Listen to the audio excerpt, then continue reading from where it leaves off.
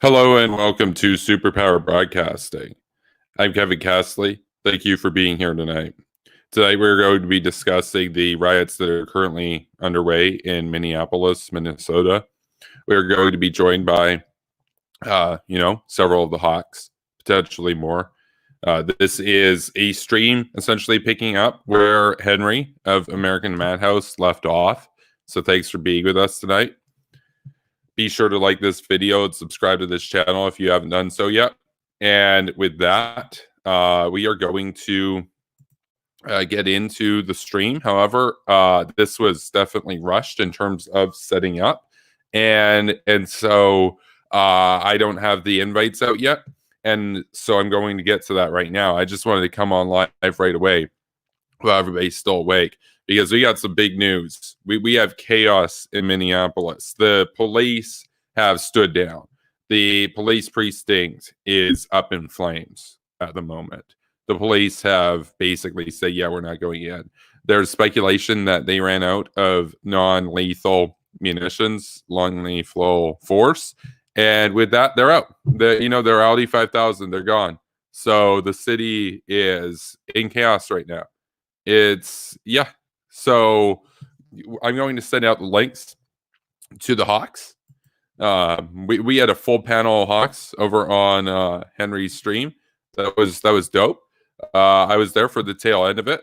Going to be setting out these links right now, and I'm also going to be setting up a screen share of the live footage of the protests and the riots as they are unfolding. So we will watch that essentially as B-roll as we chat. And so again, thanks for being with us tonight. Usually I do this part before I go on air, but we got to get moving on this. So this will just take a few minutes to get everything set up here and get the Hawks to the chat. How's everybody doing tonight?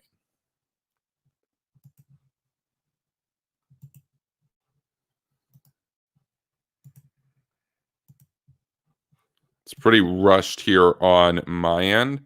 I was going to go at 11:45 p.m. Pacific. However, Henry's stream wrapped up in short order, and I said, we're going to continue this right now over on Superpower Broadcasting. So, however, I do need to basically plug in my streaming software and my laptop here. So I'll be back in a moment.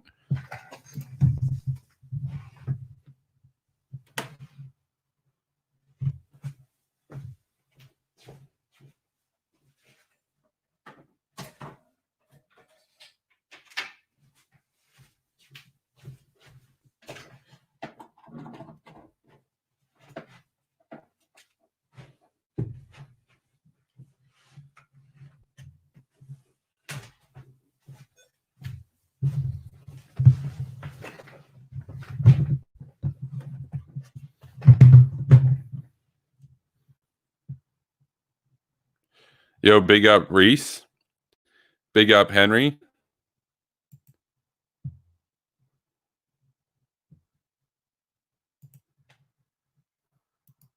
Yeah, just sending links out.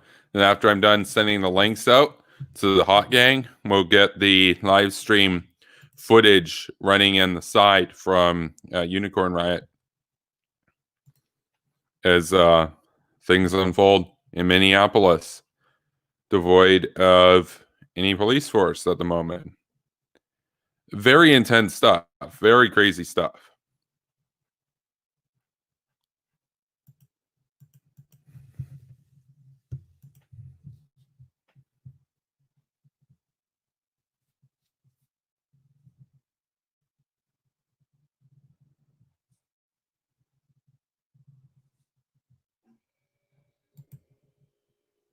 Yeah, big up Henry. Big up Henry.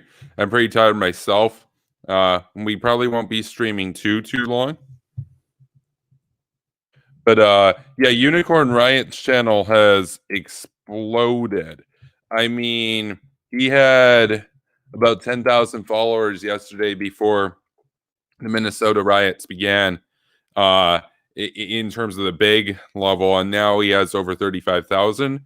Yeah, 38,000 subscribers, and yeah, we're going to be taking a look here, see if I can still get feed. Yeah, he is still broadcasting, and there are 36,000 people watching. And I would totally understand if you guys wanted to go watch over there. However, as I said, I will be rolling live footage from his stream over on this stream.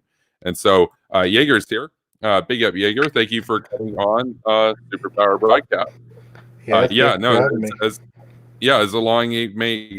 As elongated Musk says, shit's insane. Like, I can normally talk more coherently than this. I'm just quite tired at the moment.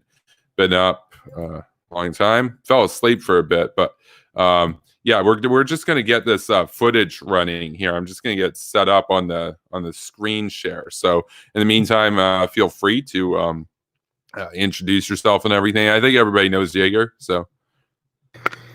Yeah, just hanging out tonight. So it's been crazy. So I jumped in Henry's stream and then jumped out, had a stream of my own, and then jumped back in. So it's a wild night. And now I'm on a third one, 3 for 3. Oh, man. Yeah, well, I mean, you picked a good stream to come on because, this is, best channel on YouTube. So, nowhere else to be. So, Superpower Broadcasting. Big up everybody right now. Yeah, home of the Hawks. So here we go. Just need to get this one set up. Let's see. It's gonna be. Yeah, it was a new. You just make sure that this one works. Chrome tab.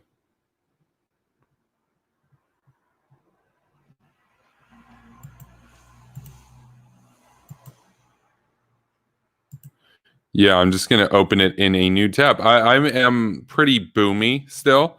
I've been stepping up my Zoomer game and growing out of my boomer phase, but I'm still a bit boomy. So it takes a while. It's just, that's one of the things that I like about StreamYard is that it's really boomer friendly. So like even a boomer could be doing this right now. So, which like I'm like 95% of a boomer. So. Let's see, let's get this running. So what's the other 5%? 5% Hawk. Well, it's all Hawk, but Zoomer Hawk. So like 5% Zoomer, 95% Boomer. Nothing in between.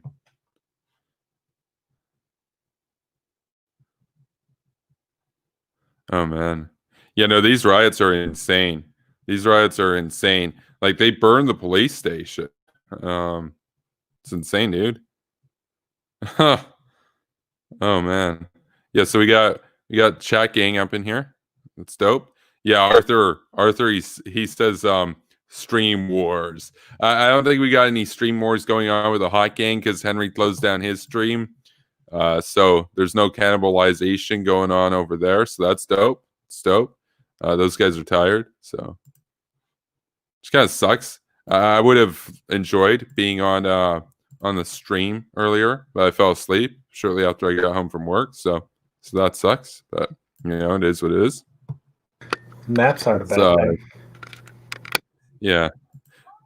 Yeah, no, I had to work super early. So yeah, so we're just gonna get this stream over on his end working. Let me just go back to the tab on StreamYard. Okay, share screen. Yeah, Henry says nothing like since LA, and yeah, that's an accurate assessment right there, no doubt. So let me just take a look at this. Oh, there was an application window.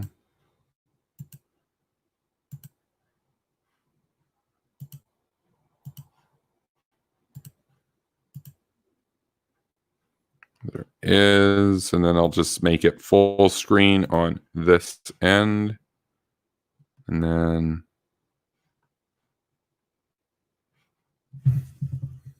that as a full screen, we'll go back to StreamYard. You running just one monitor? That's correct. Yeah, I have a really bare bones setup here, just one laptop and a webcam. So sucks. But yeah, if you guys want to help me get a lot more well prepared and have better equipment, definitely Superpower Broadcasting on Patreon. But it looks like the stream, for whatever reason, the stream from Unicorn Riot, it seems to be paused at the moment. We'll keep it here. Let me just see. Yeah, we'll keep it. Oh yeah, this is the configuration. Yeah, we'll keep it here, and hopefully it will start broadcasting again on his end. He's been conducting interviews with people on the ground, and like there's fires all around. The police precinct is up in flames. It's pretty intense stuff. And yes, so with that, the police have stood down, of course. Additionally, the National Guard has been called in, but they're on standby. They haven't taken any action yet. So it's anarchy in Minneapolis right now. Literal anarchy. It's like, I couldn't remember that movie. A John Carpenter movie where like Manhattan is just chaos and no police and stuff. It's like that. It's like a movie, dude. Yeah, I'll send out the link to Jay. Hopefully Jay rolls in. What else do we have here? You know, there's some wild comments on Twitter tonight as well. So it's crazy. It's an event. Like there's like Henry says, nothing since the LA riots. I don't even remember the LA riots. I was too young. But yeah, it's an event. There's some crazy hot takes, and there was even the guy from Turkey, Erdogan, saying, "Well, this is due to the United States government and that." And it's like that happens every day in Turkey. Every day, man. Bashar, every day. North Korea, every day. Like, there aren't riots there because they just kill and torture anybody the second there's any rumors, right? So, well, that's how the Syrian war started. It started. Oh, he's saying I need to press play on it. He's saying I need to press play. Oh, yeah. See, this is what I'm talking about. No, Henry is correct on that. Henry's absolutely correct. This goes back to what I was talking about. 90, let's say 96% boomer, 4% zoomer right now. Absolute fail on my end. Yo, here we are.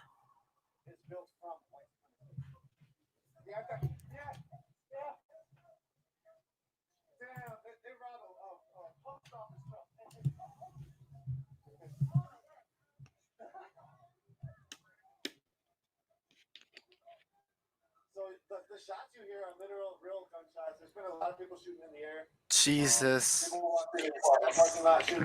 Yeah, it's a live round. Damn. I mean, this is insane. Yeah. Like, what the hell what is the governor doing? Is this like just okay?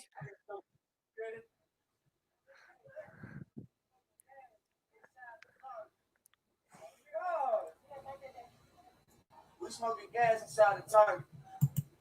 Rest in peace, not only to the one who lost his life behind the knee, but rest in peace to the one who got shot in front of his motherfucking kid, in front of his motherfucking girlfriend, lady, wife, fiance, whoever that was. We ain't calling for this shit no more, man. We smoking gas. We doing what the fuck we want to do from here on out. We not finna be scared of y'all no more. We finna unite and combine and attack. Y'all gonna kill us? Then do it. Cause y'all doing it already. That's what the fuck going on. We smoking gas in the rain and my shit blowing. Anything else you want to say? Oh, I think we good. You get the point. That's it. Thank you. Yeah. So I was on Henry's stream earlier tonight, and there was commentary essentially that there was somebody who burned to death in a basement of one of these businesses that was set ablaze. And I don't know to what extent that can be verified yet, but it wouldn't surprise me given the extent of the chaos. Oh, it's the OG patron of the channel. It's the first patron of the channel. Neoconservative forever. Big up. I haven't seen you in a while. Thanks for your support.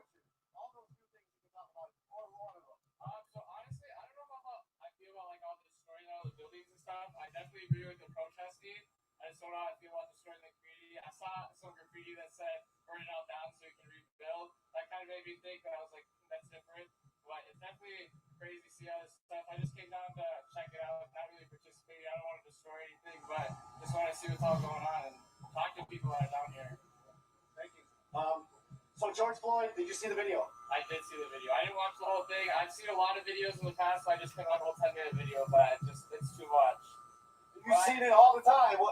Why is it like that to you? I have no idea. Like I was talking to my friend today, and I was like talking like, how can a person actually sit there in broad daylight and just make the decision just to kill someone like that? Like, what was going through their head? Like, I just don't understand.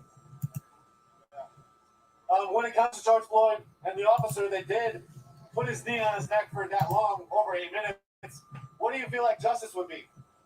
Honestly, I think he should just get a trial and he should be arrested as just right now. I don't want to say anything. I can't speak of anything else like from that, but I definitely think they should be arrested. Anything else you want to say? No. Thank you. Yo, so elongated Musk is saying in the chat that the National Guard is being deployed right now to Minneapolis. So Unfortunately, MTS right over here transitions. They haven't tweeted in 2 hours. That could be the case. I haven't seen any updates on that.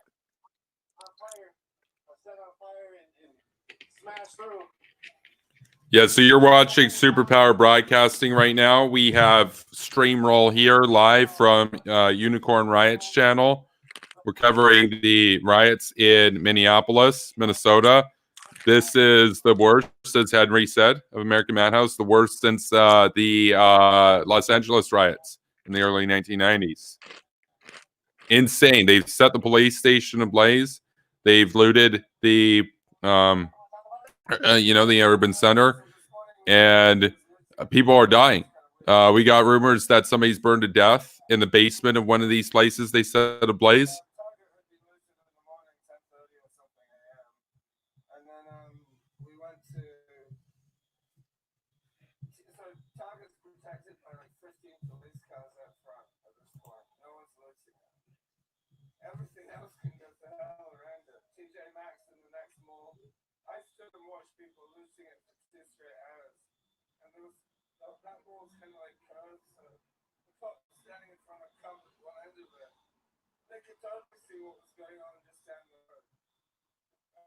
They just let it happen for 2 hours.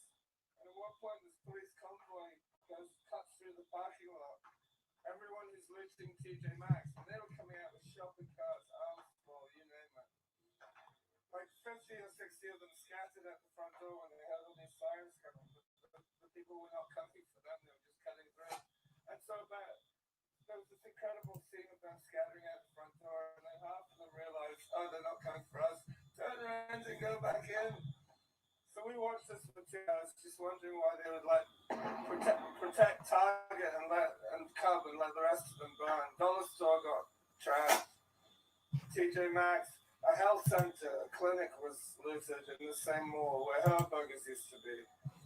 And then the Arabs who own the grocery store right at the front, not the tobacco store right at the front. Midway Tobacco, I actually used that lot. They're at the front with AR-15s while stores on both sides of them are getting looted. It was the most bizarre thing. But then before we came here, it spread up to Robert Street. Wow. So and also Sunray, which is so you should go there tomorrow maybe. I'm not sure how much. I heard 170 buildings were smashed up in St. Paul. pretzels. 170 buildings in St. Paul. Damn. In Midway, there was about 5. It was like here, there were several buildings on fire. The autism, you know. This one had fuck the police. Fuck the police, bitch! Fuck the police! Craziness. So it's spreading to St. Paul, and also there's been demonstrations around the country for Mr. Floyd. And, you know, it's like, it's hardcore. It's almost difficult to look at this kind of thing because it's all mixed up with the protests, and it's not necessarily part of them. Yeah. You know, because Rhonda and Midway got caught up in 94. They're just peaceful protesters or peaceful rioters. Yeah, just peaceful rioters. I like that phrase. We'll mute this for a little bit. I have some things to say on this. So, go back to the StreamYard here. So essentially, I find it in the sense of the post-apocalyptic aesthetic of everything that's going on. I mean, obviously, you have the communist virus sweeping the country right now, so everybody's got masks, respirators, that kind of stuff, and the city's ablaze. They're burning the police station. The police have stood down. The city's in anarchy. We got this this communist virus sweeping through. It's like the end of the world, It's like, at least on that scale, on the scale of the urban area there, it's like the end of the world, man. So. And they literally destroyed an entire police department. That's correct, yeah. And when was the police stood down. The police backed off. They ran for they fled. Yeah. There's actually like a 20, 25, or I believe it was like a 30-second video on Twitter. You can find it yourself if you want to. All the police cars, they got all the staff, and they drove away. Yo, if you could send me on Twitter that footage, I will download it and upload it here so that we can run that for the audience to watch. We got 16 people with us here tonight. Everybody's on YouTube. Obviously, it was short notice. We don't have any viewers on Twitch currently. Definitely go and click the link in the description and follow this channel over on Twitch. We got to get up to 50 followers over there. We're about halfway right now. So join the chat gang over there. Thanks for everybody for being in the chat gang right now. Chat life. We have Absolute Chaos in Minneapolis. Welcome to everybody who's just coming in here. We are commenting on Unicorn Riot's stream. He seems to be the only person that we can really find the current stream of the chaos directly on the ground in the city right now. His channel is exploding, but you don't have to go over there and watch his because you can see the footage live on Superpower Broadcasting, thereby help out this platform. So thank you for being with us. Yeah, big up Hawks, big up everyone. This is insane. So they were saying the man that's being interviewed there with the fedora, he was saying that that the looting and the setting things ablaze had spread to, I guess it's one of the neighboring cities in the area. I don't really know Minnesota geography. He was saying it went over to St. Paul as well. They're twin cities, so I think there's a river that splits the two. Like they're just gotcha. A lot of times it'll be referred to as Minneapolis, St. Paul, because they're really just one giant city. But it's the same thing like with Dallas, or there's Arlington and all these little suburbs of it. When the city gets big enough, they just kind of divide it off into different quadrants and call it something else. Gotcha. I like WR Winter. WR Winter says, and stream looks like B-roll from Cinedoc, New York, the movie. I haven't seen that. But yeah, this is insane. Absolutely insane. But yeah, I do want to say thanks to all the patrons who keep this channel alive. So big up everyone. I'm looking for the video right now. This was posted, I believe, around 10 o'clock, so I'm sorry, guys. I'm just trying to look back. I mean, there's been so much going on, so I have to really backtrack here. But there's a small video of the cars leaving. And it just shows the retreat. It just shows the non-interventionist, right? Like everyone Oh just yeah, wants well to I leave. remember. They want to drop and quit. Well, Yeah, I no, think no, I that remember. I remember something that was analogous, obviously on a much bigger scale, was when the Iraqi forces got up and fled for the hills when ISIS overran Mosul. And of course, by that point, the West had pulled out, so that there was no support that was offered there. And then ISIS was allowed to take, a huge swath of the country. And then guess who got blamed for that? Oh, the Hawks got blamed for it. Complete disgrace, because of course that wouldn't have happened if Obama hadn't pulled out. If Obama had stayed the course in line with George W. Bush, that wouldn't have happened. But instead, we get blamed. The Hawks get blamed for ISIS taking over Iraq when the Hawks wanted to do nation building. So, um, Oh, yeah, no, here, Sean here. Brink saying that the I found Blazers. it. I found it. I found the Oh, you video. found it. You found it. I Okay, found so it. There Anthony you go. found it. So I'm gonna. There you go. Yeah, thanks, It's dude. 45 seconds Okay. long, so it might take a little bit. Gotcha. It's the best video I can find. It's in good quality, but it's a little hard to see. But you can see the police cars leave, and everyone's just throwing rocks. And yeah, Yeah, no, that's insane. That's insane. So the God King of Warmongers has said that he won't be able to join tonight. So he's a tired hawk. But I guess he was on for a long time. I'll have to watch Henry's stream over on American Madhouse after. I mean, obviously, I was on his stream last night, and we were covering the Minneapolis riots, and I thought it was insane back then when they set the AutoZone ablaze, and shortly after I left, I was looking at Unicorn Riot's footage, and there were just fires like in a 360, like throughout the city. And I thought that was insane. And then I fell asleep after work today. But I do come on Henry's stream. And as I go on Henry's stream, they tell me, they're like, oh, yeah, they set the police precinct up in smoke. And I'm like, what? yeah. Well, what happened was, I believe it was around 10 or 11 o'clock. I think it was actually 11 o'clock. They just gave up all this. Well, originally the staff were supposed to stay at the third precinct, but then they were given orders to be like, "Hey guys, shit's about to go down. We're just going to evacuate everyone," and they evacuated all the staff out of the precinct. And in this video that Kevin's about to post, you can see the convoy of police cars leave.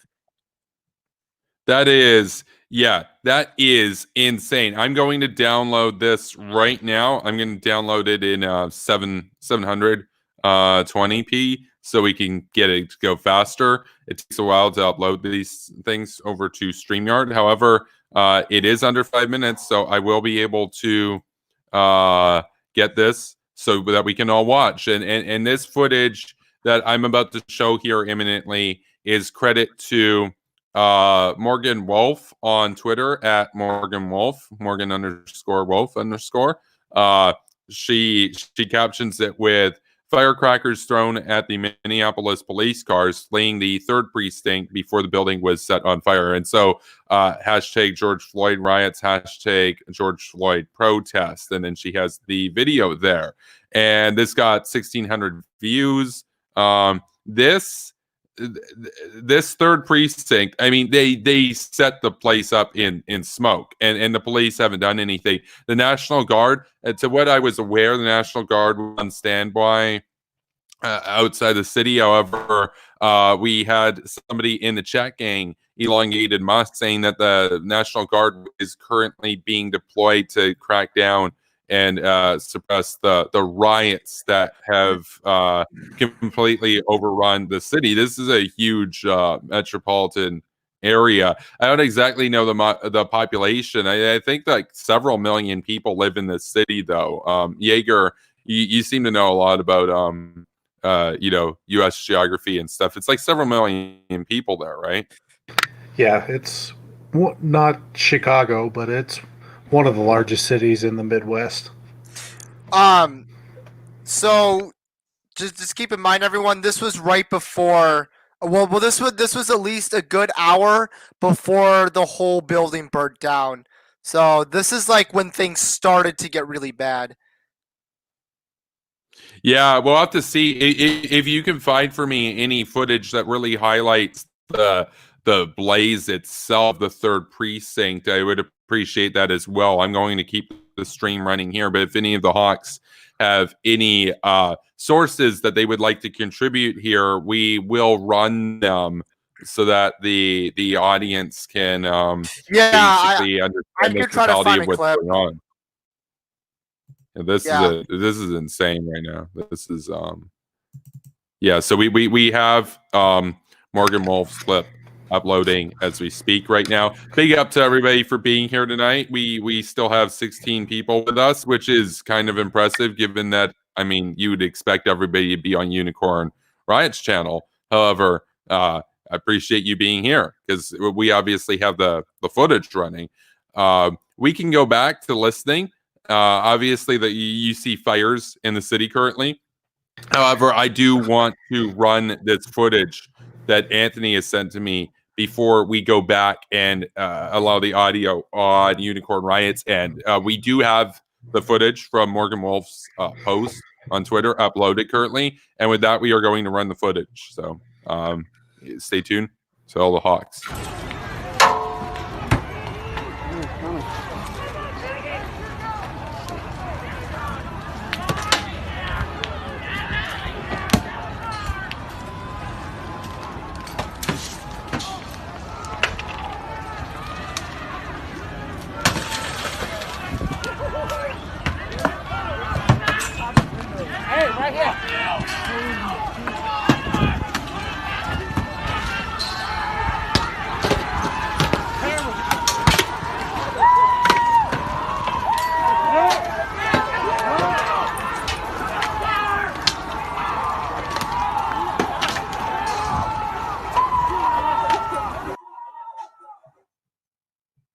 Yeah, so that they're throwing rocks, obviously. Later on in the protests and riots tonight, however, a lot of live rounds have been shot, mostly up into the air. However, I did see report out from yesterday's riot that somebody is shot and killed, and so several people are already dead in this. It's likely to get much worse. There are likely to be clashes between the rioters and the looters and the National Guard when they go in, and people are armed, and there are no police in the area, and things. Yeah, I got a picture. I got a picture for you for the third precinct if you want. This is a pretty good picture of it entirely like burned. Yeah, I will download that and upload it. So sure. Yeah, sure. I'm just trying to find you good pictures right now. Yeah, I appreciate it. I appreciate it. Search, yeah. So a few things. So in the Minneapolis metropolitan area, there are 3.6 million people in the area around Minneapolis. So their police force, they may be pulling back because they're maybe undergunned. I mean, depending on how many protesters, it doesn't look like there's hundreds of thousands, but there are protesters. So, and the other thing is, what Trump said is what did he say? When the looting starts, the shooting starts. So Trump is actually more hawkish on this than he is on foreign policy. That's pathetic. That's pathetic. He wants to surrender to the Taliban. He wants to conduct apologetics and water carrying on behalf of Bashar the Butcher, as well as exchange beautiful love letters, as he's termed it, with Chairman Kim of North Korea. And so this goes back to the point that I always make. I mean, I guess it's become kind of a meme now that if you bring on Kevin Castley to talk about anything, we're going to be talking about like Syria and North Korea and shit. But like, seriously, all those people who claim to be outraged by what happened to George Floyd and the police brutality that essentially was exacted against him, much of the population is happy to conduct apologetics and impose intervention against Syria, North Korea, and other brutal regimes which do this every day to their own people in far worse degrees. And so they don't actually care about police brutality. They only care within the domestic context of the United States, and that's it. It's basically human rights for us and to hell with everyone else.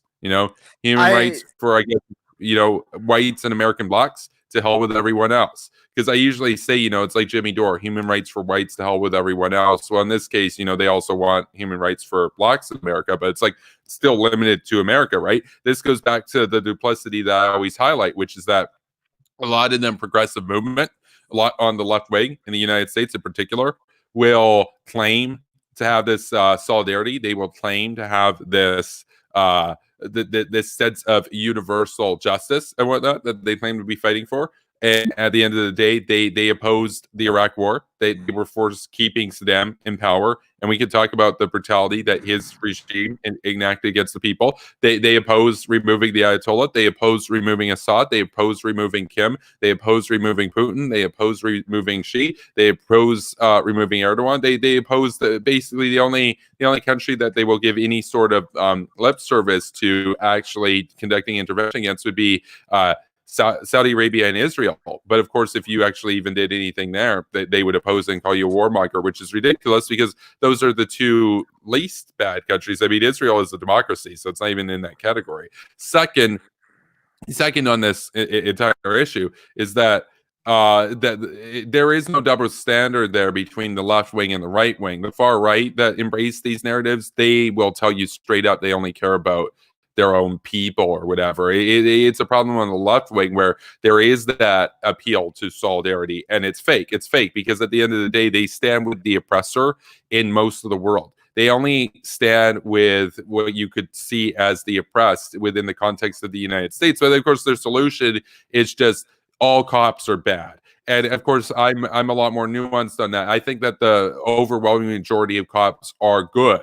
And a couple cases like what happened against George Floyd reflect poorly on the entire police force and make the entire police force lose the trust of the population. And it sucks because I generally support the police.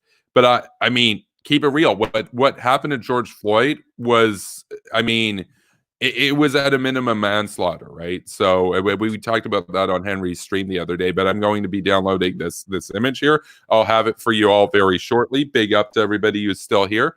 I just sent you a bunch of pictures, and I sent you some small clips from the burning of the 3rd precinct. I thought these were the best ones, so if you want to use those too, you can. And in these videos and these pictures, they really do encapsulate the amount of destruction and anger people have for this police department, and the whole thing burnt down. The whole thing. Yeah. The whole thing. Yeah. So I'm just looking at these images right now. It takes a little bit because my computer's quite slow and old, and I'm a bit boomy. But these pictures that you've sent are insane. And of course, there's another video that we're going to have. So to everybody who's in the chat right now, we have 14 people here. We have some absolutely insane pictures coming for you very shortly. And part of the problem with Twitter, of course, is that I'm not able to save them directly. So I have to use an external application to basically screen grab the images and then crop them over to be downloaded and then uploaded to StreamYard. So it is a bit of a process.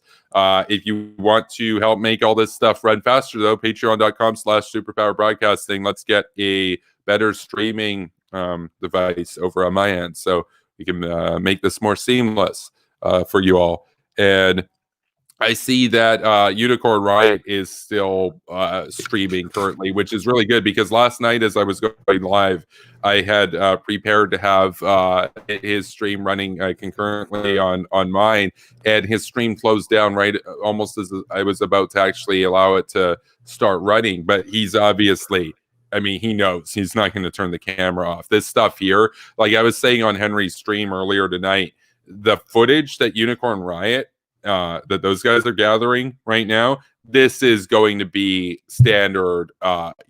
This is going to be source material for all of the mainstream media's B-roll commentary tomorrow. It's going to be, I don't know if they'll actually credit Unicorn Riot or not because, Unicorn Riot generally seems, I'm not sure. I haven't really looked into it too much, but it seemed like he was more sympathetic with a lot of, what's going on right now. But in other cases, he seems to be more neutral. So, but again, I'll let you guys commentate on this, and I will focus on getting these images ready for the chat gang. So, Yeah, if you're upside down in a car, it would be a good time now to go to Minnesota.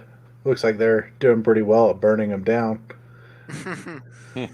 Get the insurance. mean- No, I clearance. mean it really is insane. I mean, like I don't think I've ever heard in the longest time someone burned down an entire police station. Like that's like unheard of. Like has that ever happened in Canada recently? well, the closest thing that's analogous to this in Canada, and I'll say it's worse than as you mentioned, because it's not just you burn down a police station. Like if you went out right now and burned down a police station, the cops would be on you. You might get shot. The police have stood down; they ran for the hills, so it's worse. Like they're not only did they burn the station down, the cops didn't do anything about it. So now, again, there's speculation, of course, here. And another reason why it takes so long to get this stuff, of course, is because I have many thoughts to say. You all know I'm a hawk. I always got a lot of stuff to say.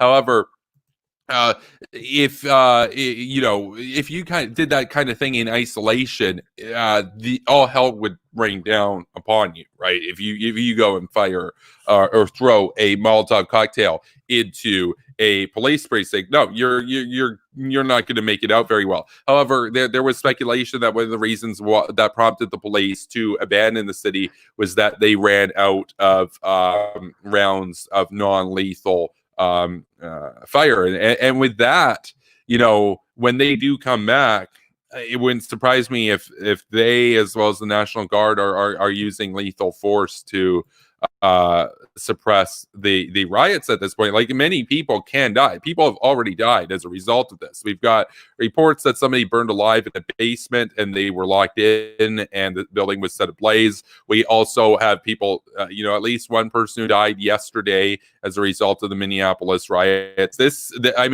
could in many ways just be the beginning of the carnage in that sense. I mean, you see here, this is, it seems to be throughout the city at this point. The whole urban area has been abandoned by all law enforcement. So, this is in that microcosm, in that, in that quadrant of, American society right now. It is the Lord of the Flies. It is the end of the world. The civilization as we know it, the veneer of civilization is being stripped away in essence. And the basal state of nature has come to light, so. Well, they got to get on top of it too, because if not, then there's going to be more groups that are going to come and join it. Like, this is day 2. People may have saw it on day 1, started traveling to Minneapolis. Like, I know from here, it's a 2-hour drive, and California is going to be 2.5 hours.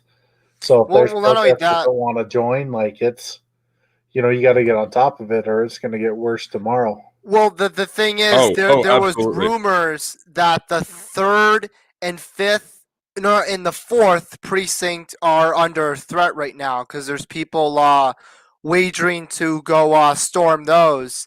So there's other precincts and other police departments that people want to go after in the city. And I'm thinking to myself, like, you better hold that down. Like, these have to be held down. You can't just let these go like dominoes, because that's going to set a really bad precedent. Yeah. And I don't want the whole city to be fall. Like Harry Truman. Yeah, you have to be like Harry Truman and contain. You have to go containment. You can't be like Obama and go strategic patience, like strategic procrastination. Obviously, tactical you're watching Superpower Broadcasting, home of the Hawks. Of course, we're going to bring this back to foreign policy. What would you expect? That's why you're here. Hashtag Hawk Gang, hashtag Chat Gang. Well, looks like Minnesota needs an intervention. Yeah, an intervention right now. Absolutely, 100%. 100%. So yeah, we're gonna get a couple videos as well as some photos uploaded here for you all to get a sense of the scale of the inferno. So the first image that I'm going to have here. This is Jesus. Oh, there we go. So Jesus so Christ. thank you to Anthony Roberto for sending me these photos. I will, of course. Oh, I can't see Do you know the source for these footage? Because I like to credit people where possible. Oh Do you know, yeah. Hang on. Let me just get it real quick. Sorry. Yeah. Yeah. Don't worry. It'll just take me a minute. I was just 'Cause, I copying the mean, photos real quick. Yeah. Hang very on. dangerous to capture that stuff. I Well- just want to give them credit, you know. So Yeah, That's hang from on. yesterday. So that's the AutoZone burning up from yesterday. Oh, that's the shoot! AutoZone. Shoot! That's the AutoZone. no, Oh wait, is it There's hang on, where's the well the videos are definitely the precinct. The videos are definitely the precinct. That's I know that's from today. But even Yeah. from the AutoZone, that is pretty scary though, because I do remember back yesterday when I was on Henry's stream, we were debating if the AutoZone was actually going to like fall apart, and Henry was like, "Yeah, the whole thing's gonna burn down." I was a bit more naive yesterday. I was like, Henry, maybe you're like, like maybe you're going a little too far here, and he was pretty sure that the whole AutoZone would burn down. And I actually took the other side, and I'm like, yeah, I'm wrong. I was wrong in this instance. I was 100% wrong, and the entire Oh, yeah. AutoZone did burn down. And again, I'll say this. I apologize. I thought that this would be a lot more peaceful, and it ended up in destruction. And I didn't see it Yeah, coming. no. I'll say this. Henry of American Madhouse, he got it right. He got it spot on when he said, that they're going to set everything on fire when the sun goes down. And that prediction turned out to be 100% accurate. And, to get back to kind of to answer your other question, I forget if it was Anthony or Jaeger here who asked, has there been anything comparable in Canada? The closest thing that we had, and I can't even remember what year it was, but there was a riot in Vancouver following the Canucks loss, essentially, in the NHL, and they did torch a lot of stuff. They torched police cars, and it was chaos. It was chaos. They basically were just, there were riots right on, Main Boulevard there, going down to like BC Place and everything, up over where the CBC is headquartered down there.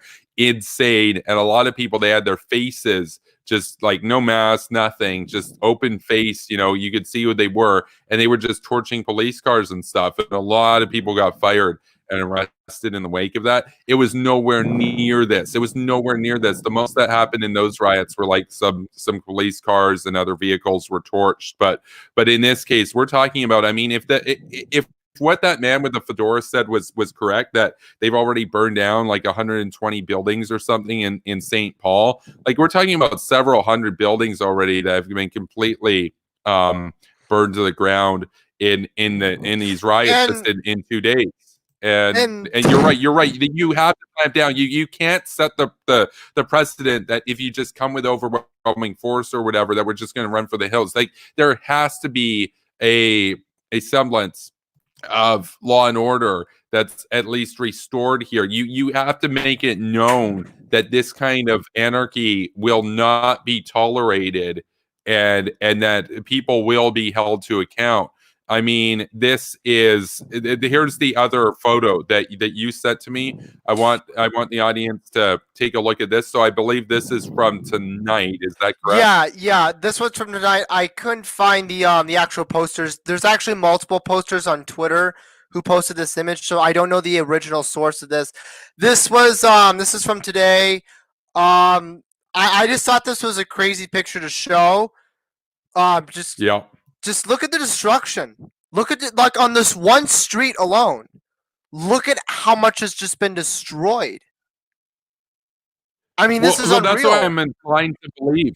That's why I'm inclined to believe the man with the fedora when he said that, over 100 buildings were torched in St. Paul, because it's like, you look right here, that at least is several buildings that have just gone up in smoke right there. And it's like, yeah, a lot of this, let's keep it real, a lot of this is going to be small businesses. It's going to be people struggling to pay bills. It's going to be, small houses, things of that sort in the urban area. And And this is how you respond to police brutality, by burning the property of the working people. I mean, this is where I like it. This is where I get in my more ranty sort of phase. I hate these rioters, because it's like it's one thing. I mean, it would be one thing if vigilante justice were taken against the police officers that were involved in the police brutality. I would oppose it. I think it has to go through the court system. I want to see them prosecuted and brought to, the fullest extent of the law against those guys who were responsible for the death of George Floyd. However, they're not going after those police officers. And mind you, the police department fired them. Like, as soon as it came to light, they fired them. So it's like, what do you want them to do? Do you want them to go above and beyond? Like, well, what's the deal? I mean, we have to work within some legal code, and established legal code. So how do they respond? Well, they're angry, so they burn all the working people's property. Unbelievable. I mean, sure, you could say, well, the looters, the rioters, they are distinct, they are separate from the protesters that they're seizing upon, the chaos, if you will, that was allowed to come to pass by the protests. But no, I mean, we've been watching Unicorn Riot's interviews and everything here. Seems like more or less most people seem to be sympathetic. It seemed like a lot of people that are there that don't really have anything to do or whatever, they're obviously, they're just kind of, part of it at that point. It becomes, in that sense, I mean, what these protests create is, to use the sociological term, it becomes a collective effervescence.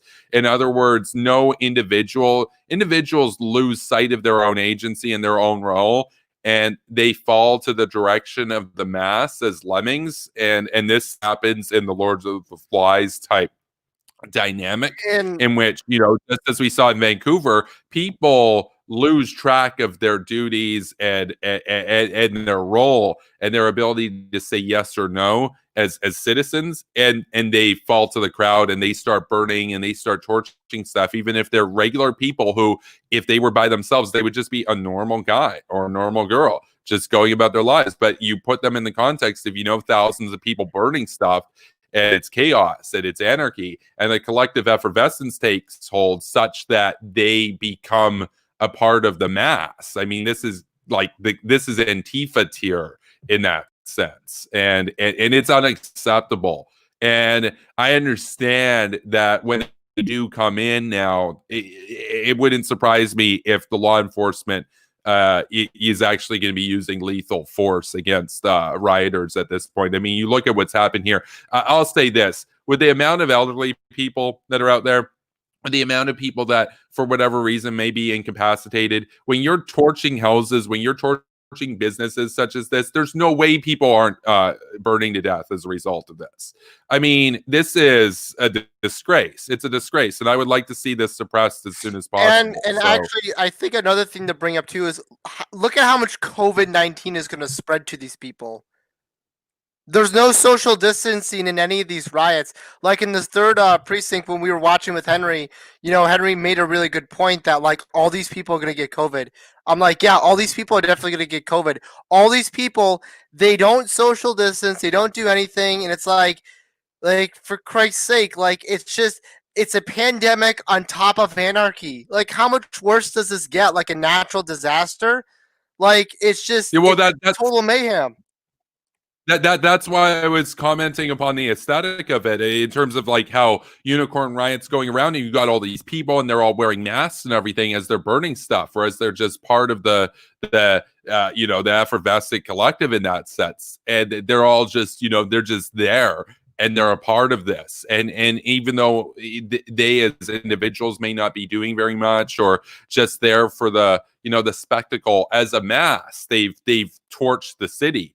They're all like wearing masks and stuff, some of them at least. It looks like the end of the world just in that context. I mean, obviously civilization continues, most of America is normal right now, but in this context, within a few square miles right there, I mean, the police have stood down, they've abandoned it, the National Guard is not there, they're on standby. It is, like, for all intents and purposes, the veneer of civilization has been stripped away in that context. it is the Lord of the Flies, and that's what we're talking about, is that you have to contain this. You can't allow that to spread. You can't just have this where the second anybody makes an accident or anybody even does something very bad in terms of policing, you just get an excuse to burn an entire metropolitan area or whatever. Like, because what is this going to stop? Like, let's say that the police don't step in, the National Guard don't stop it. They're just going to stop at a few hundred buildings. No, they're going to keep going and going and going and going and going and going and going and going. And like, at some point, it will come to a head. At some point, they will be met with resistance. But like, how many businesses, how many houses, how many residences have to be torched to the ground before law enforcement does their job? I mean, unbelievable. Unbelievable. So I'm going to upload that video right now. Well, there's several of them that Anthony sent to me. Of course, we'll get the source. These ones have a source. The video that I am about to upload comes from a user on Twitter, Keon Doosty. So I'll take a look at this. Just get this downloaded for you. So. Now, keep in mind, this did happen tonight. So, like, this video is a small clip of what we all watched earlier today when they started burning the precinct down. First, when they went into the building, they were stealing stuff. So there was stuff like old belts. There was stuff like little like flashbangs and like a bunch of like equipment that people found that people were just picking up off the floor and inside lockers. So it's like, not only did the police abandon this station, but there's also a bunch of equipment just lying around. And I'm like, not only are we having angry protesters, but now they're armed too, to an extent. So this is just awful. I mean, this is just I don't know, man. This is crazy. Yeah, crazy. Absolutely crazy. We will have the video. Yeah, the video has completed its upload process. And so we are going to take a look here. Again, this is from Keon Doosty. This is a 15-second roll of the 3rd precinct in Minneapolis burning to the ground, or at least being set ablaze.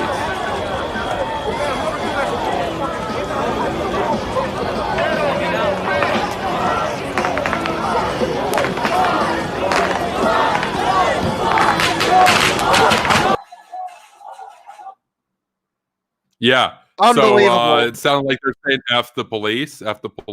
So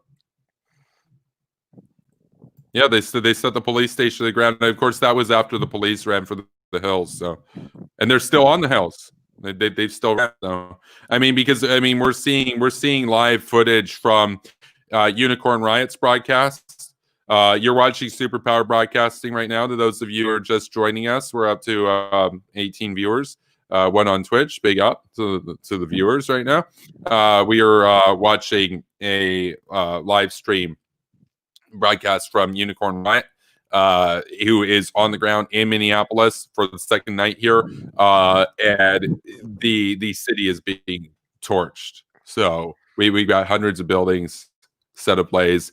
Already rumor that somebody has burned to death in the basement of one of these buildings that was set ablaze.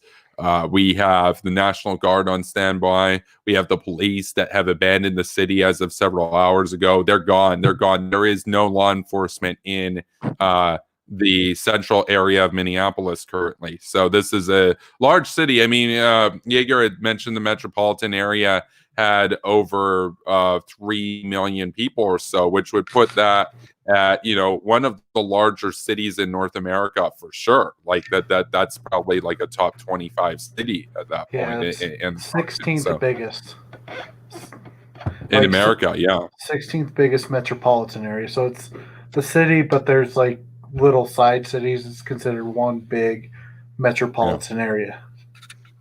No, that's crazy. That's crazy. That's like 60%. That's like 60% of the entire population of the province that I live in, which is like huge. So, your country is so small, like populated. Well, Canada is massive. The thing about Canada that's crazy is that Canada is about 10 million square kilometers. But you know, the thing that's even more crazy than that is that obviously Canada is the second largest country in the world. The largest country in the world is almost twice as big as Canada. So Russia's 18 million square kilometers. In fact, Russia's bigger than the entire surface area of Pluto. That's how big Russia is. Right. So Well, for I the mean, entire in surface terms area of population, though, in terms of population, it's towards the smaller end. Oh, and he has stopped broadcasting. Uh-oh. So we will remove that from the stream. So I'm not sure. I know that that's happened on several occasions. He Unicorn Riot will likely be up very soon, and I will be monitoring his channel. So, and we will, of course, if his stream comes back on, definitely. You might have just lost connection there for a little bit. Like that happened a couple of times. So we'll give it a couple of minutes to see. For yeah, sure, I mean, I'm going to upload. I'm going to upload the second piece of footage that you sent to me, but we're going to take a look at the video once more for those that are just joining us right now. We actually do have a fair bit of viewers right here currently, and more may roll through as Unicorn Riot is concluded on his stream, at least temporarily. And so, again, for those of you who didn't see this, this is the police station, the 3rd precinct in Minneapolis, going up in flames. So.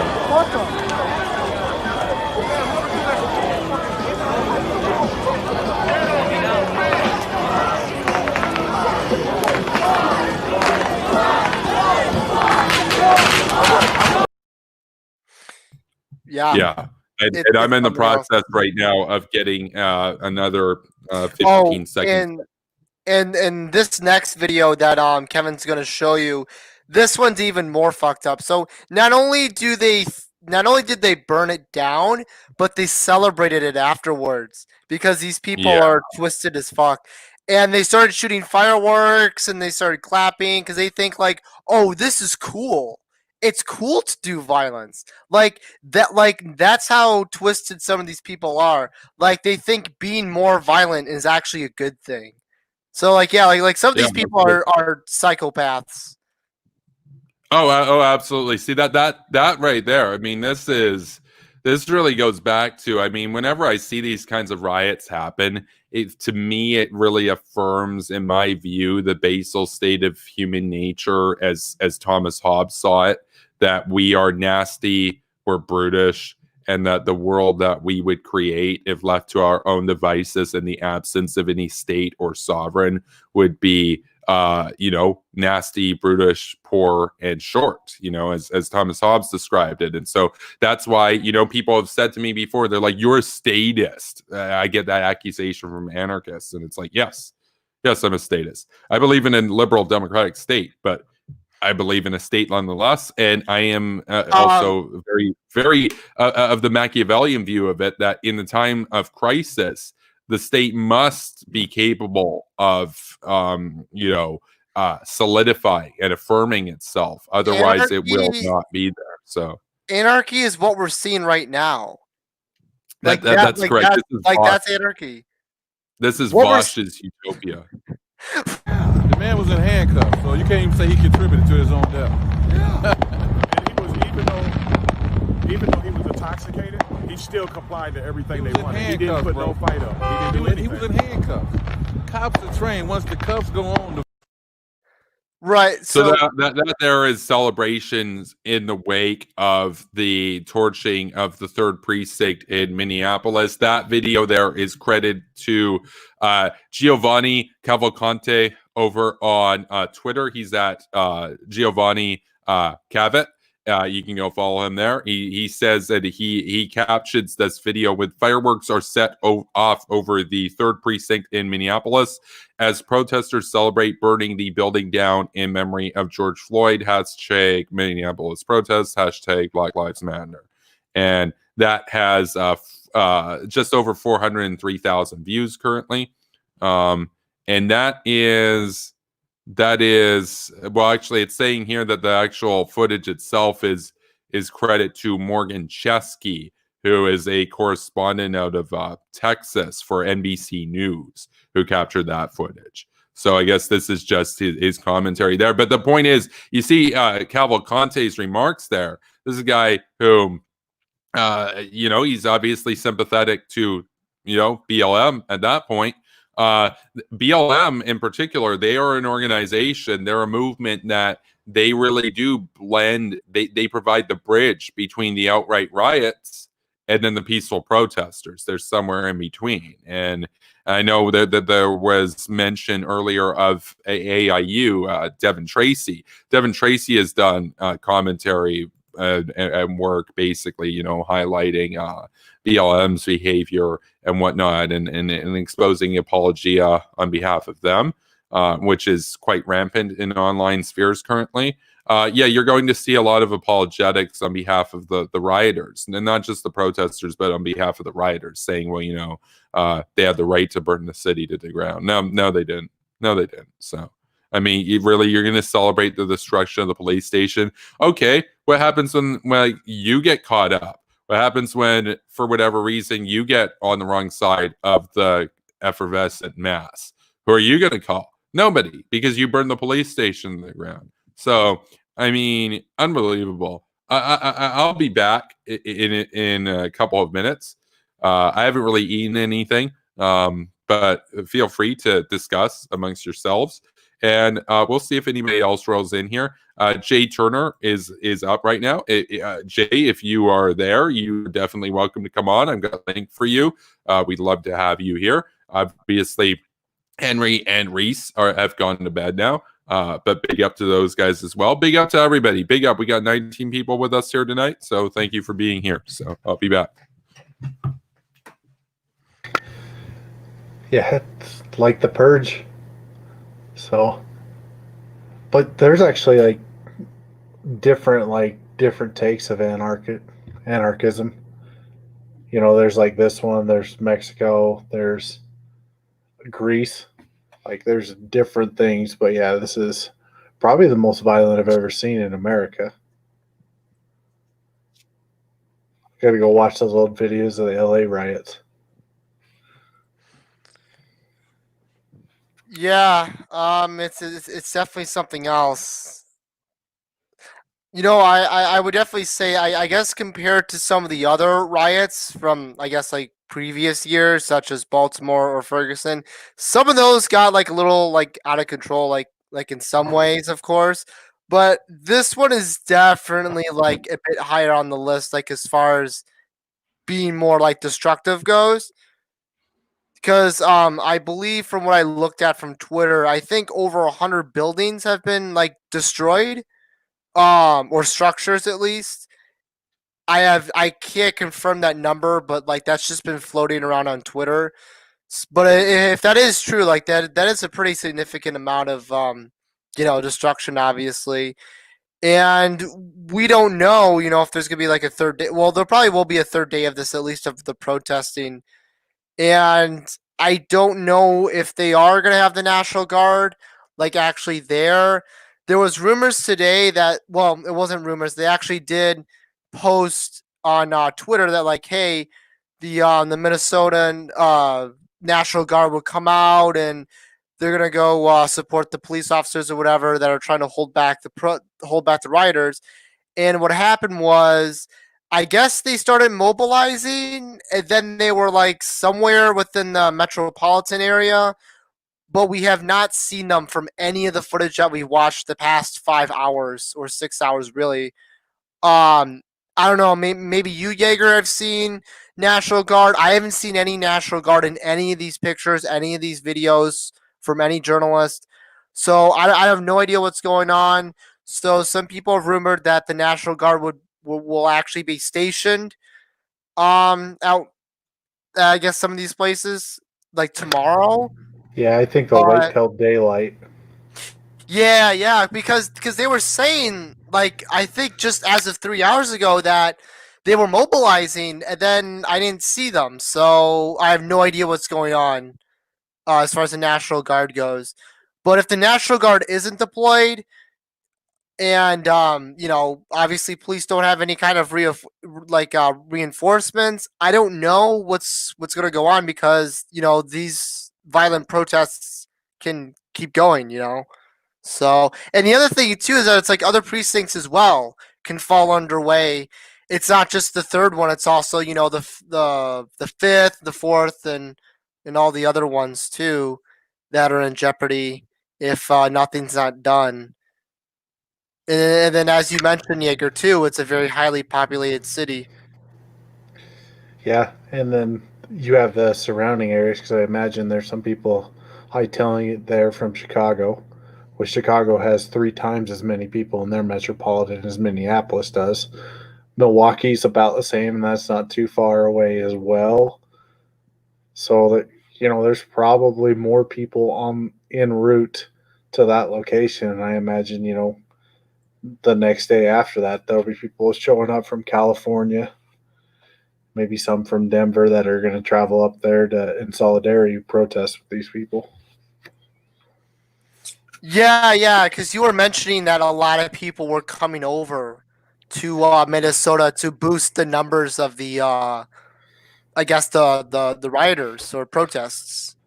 Yeah, and you would have groups like so in this, you'll have the local people that started up, but then you'll have groups like Antifa. There will be members of Black Lives Matter or other factions, other kind of leaning groups, because it's not going to be right leaning groups this time, that are all going to try to take advantage of this. Because unless they do something like the National Guard, bring it in and restore order, it's going to get a lot worse because Exactly. there's people that are set to gain politically from this as well, not like politicians, but as far as different activist groups. Right. Well, I mean, I wouldn't be surprised, I guess, if some kind of Antifa splinter group comes over. Generally speaking, when I guess like Antifa groups, when they do protest, it's never that violent though. Like this is like a level of violence that we haven't seen in a very long time. Like there's been like a little violence here and there from Antifa, but this is something on a whole nother level though. Like this is something really out there, you know? Man, I yeah, I just realized I accidentally sent Jay the link to Unicorn Riot stream, not this stream yard. So I'm sending Jay the link right here. I saw that he was in the chat. Jay, you're welcome to come on. Again, I'm kind of a boomer, so it takes me a while to get on it. So oh man. Yeah. Yeah. I mean, it's just we'll take a look. We'll take a look. I'll put up the picture on the screen again. I think Oh this yeah. one here, this Yeah, one yeah, here, yeah. I think more so captures the scale of what you see because it's not just a couple of buildings that are burning in front there. You can see the smoke in the background is it's everywhere. So there are dozens of buildings. I mean, I think that the reports that several hundred buildings have been set ablaze are very credible at that point. Because there's nothing to say otherwise. I mean, you look at the footage, it's everywhere. They're burning the city down. So Right. And I think the other thing too is that it's like, yeah, this is anarchy. I think someone in the chat was trying to call me out just a little earlier that like this isn't anarchy, it's war. Anarchy is a state of disorder due to absence of non-recognition of authority. Like this is a state of anarchy when you don't have any kind of enforcement of laws or regulations. That is a state of anarchy. Like what else is a state of anarchy then? Like yeah. Well, seriously. speaking of that, we do have Unicorn Riot back live. So There we I'm going to go. I'm going to screen share on his channel. Be one moment here. I'm going to get the link. So stay tuned, my friends.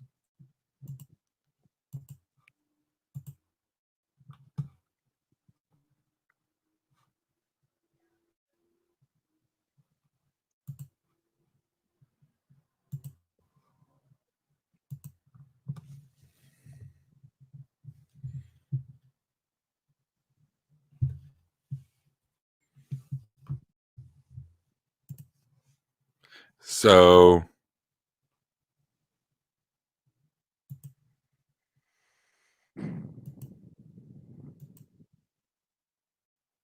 there we are. So yeah, we'll leave the sound off on it right now, so that we can continue to offer our thoughts. Jay, we'll see if Jay pops in as well. Now that I've actually sent the proper string. Oh no, he's unable to join us. He says he's out on the streets of Cyprus interviewing people. So big up, Jay.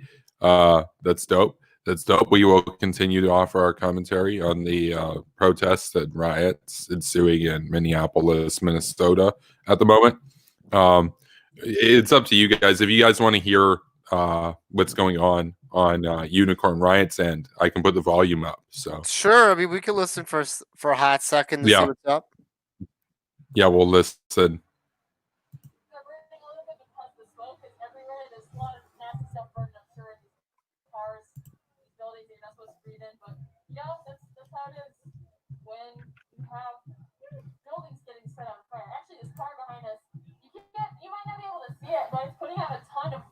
Dark smoke, and actually, like the whole Lake Street down there. This is a very popular street.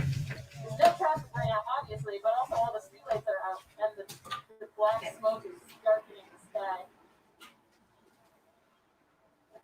You see some signs on businesses like that have been boarded up that say this is a POC-owned business. They don't burn this building. People live here, so people are being somewhat conscious of the destruction that's taking place. So,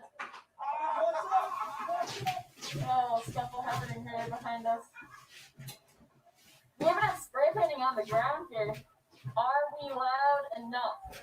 Is what it says right where we're standing on the ground.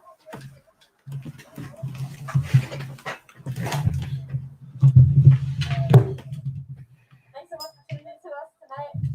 Like I said, this is the third day of protests and uprising here in Minneapolis. What do you think the estimate in damages is going to be? Oh God, that's a good question. That's a good question. We'll mute the Unicorn Riots and I'll offer my thoughts there with respect to Jaeger's question that he's just posed. I believe after this is all said and done, it's going to be in the billions. I'm not even joking. So right now, I think it's at least around 1 to 2 billion, or at least within the range of 1 to 10 billion. Within that range, given what we know as of now, it could be way lower, it could be way higher, but it is what it is. Yeah. And the thing is, I don't know. Again, we don't know the actual numbers of amount of structures or buildings that have been destroyed. Some people said it was around 120. That's what I saw on Twitter. I don't know if that's true, but again, I mean, there could be several hundred buildings that are destroyed. All this is happening like right now, and we won't know any like real like hardline reports at least until the next day or so. Yeah. No, it is interesting though, because we do have people rolling into the chat that I've never recognized before here on the channel. We got Birdie supporters coming in. We got people that are just stumbling upon this stream. They I don't think a lot of these people here, this Flubba guy in the chat, I don't think he would like my politics very much. So, but we are reporting on or at least covering the chaos unfolding in Minneapolis currently. And of course, the footage that you are watching right now is credit to Unicorn Riot. We've had additional photos and videos, credit to various Twitter users. I'm going to just check just to see, because I know you sent me other material, if I recall. I'm just going to take a look to see what else there is here. Yeah, that's right. There was one more video that Anthony sent me, which looks honestly spectacular, and I want to get that available for you all to view. And so I'm going to download that currently and have that ready to roll shortly. And we have Mike, Progressive Apostate, in the chat. Big up, Mike.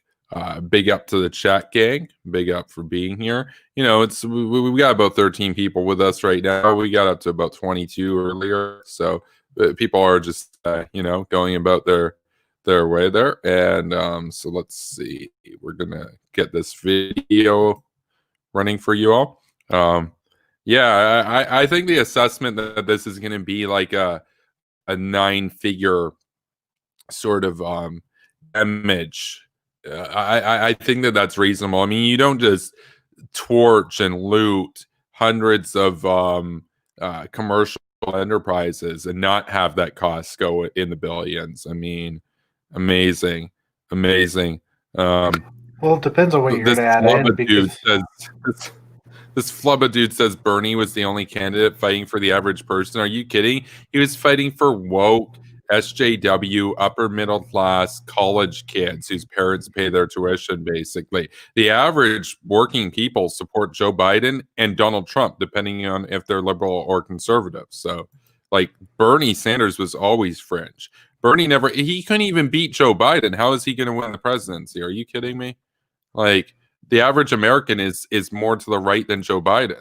So, I mean, if you can't even win a Democratic primary, that's how far. I could show you a picture from yesterday if you want of another building that burnt down. That was really insane. Yeah, I'll show you that anyways. Sure. Yeah, go for it. I'm just running the last video that you sent me right now into the uploading process on StreamYard currently. So, and I actually have the guy for this too. So,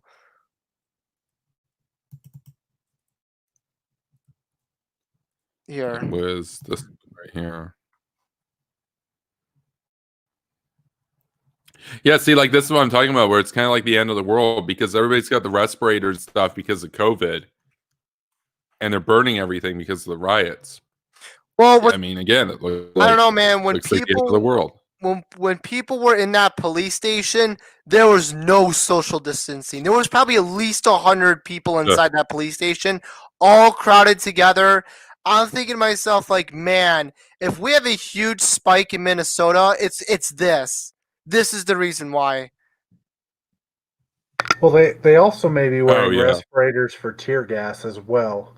But even this guy here, good point. He doesn't have the right cartridges. The tear gas to go right through those cartridges. But yeah, well, not only that though, but even people who wear the mask, they don't even wear the mask correctly or even have it on. They just have it like around their neck or something like that. So it's like, well, that's what.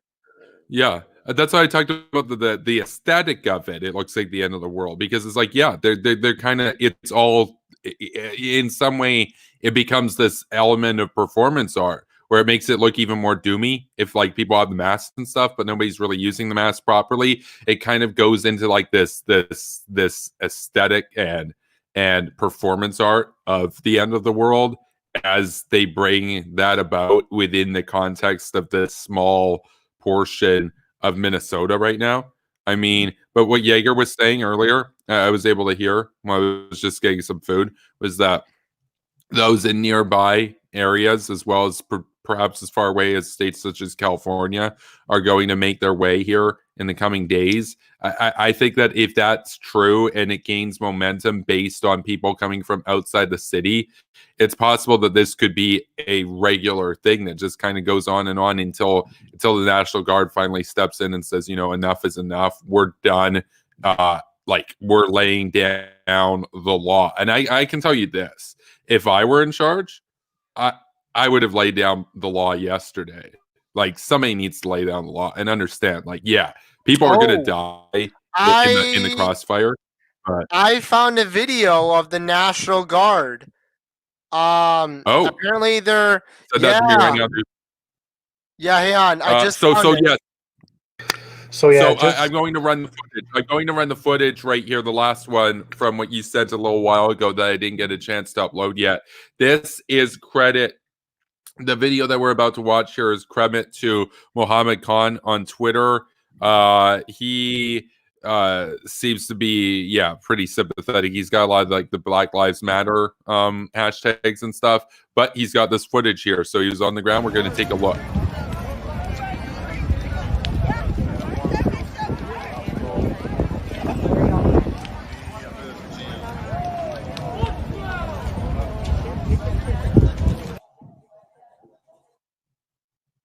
Yeah, so that's just footage there of the police precinct burning to the ground. So another angle of it. Yeah, so you really get a sense of the chaos that has been wrought upon Minneapolis currently in the absence of the police as they've pulled out. And so, yes, I'm going to take a look at that. Oh, yes, there are more pictures. Oh, wow. Some of these pictures that Anthony sent, we've got 5 more. These will be ready to go for you shortly to take a look at. These pictures are spectacular. And then we'll have more They're videos. from yesterday, though. They are from yesterday, though. I So sent these you are from yesterday. Yeah. I just These wanted are the to- ones from Tango Alpha, right? Yeah. These ones from yesterday. I think Jaeger knows the building though, but that whole building completely collapsed. That entire building that you're looking at in the picture, whole thing gone. That is It fell like insane. It fell like that is insane. It fell like as if there was an earthquake. All gone.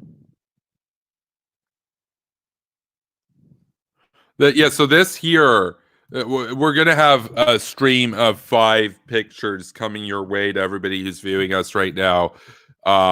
These are credit to Tangle Alpha Mike on Twitter.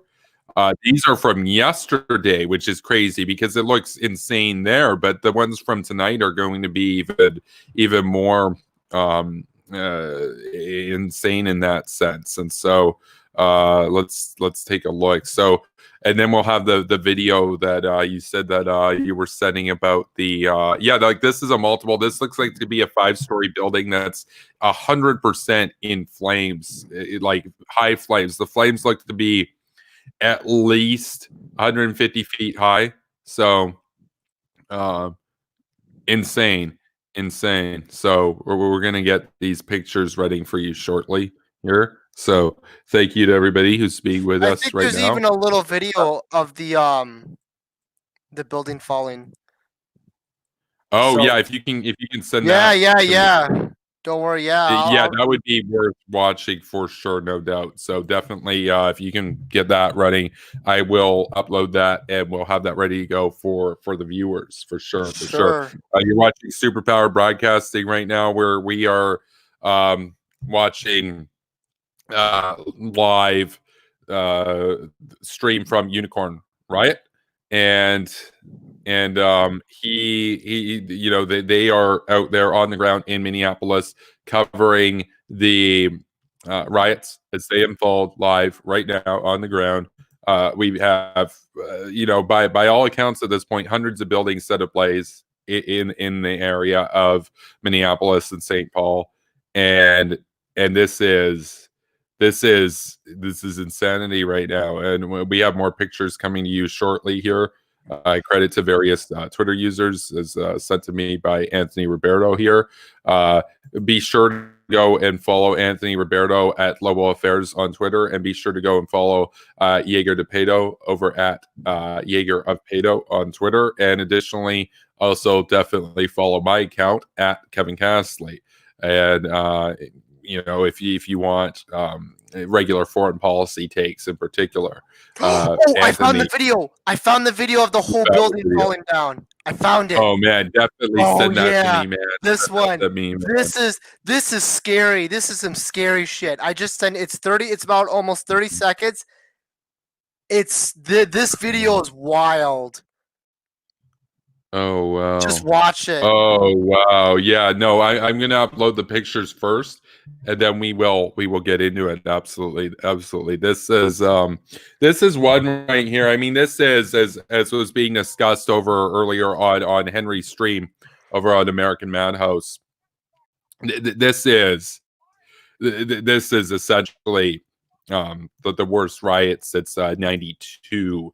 But I mean, there's a chance that if this continues, of course, that this will outpace the Los Angeles riots in terms of damage done. I mean, we're talking billions of dollars here. We're talking, I mean, we don't know the death toll so far, but people are burning to death as a result of this. So We have, and of course, as I had mentioned, as we've been discussing, the law enforcement has stood down. We're going to have several pictures coming to you now on the stream for those of you who are with us tonight.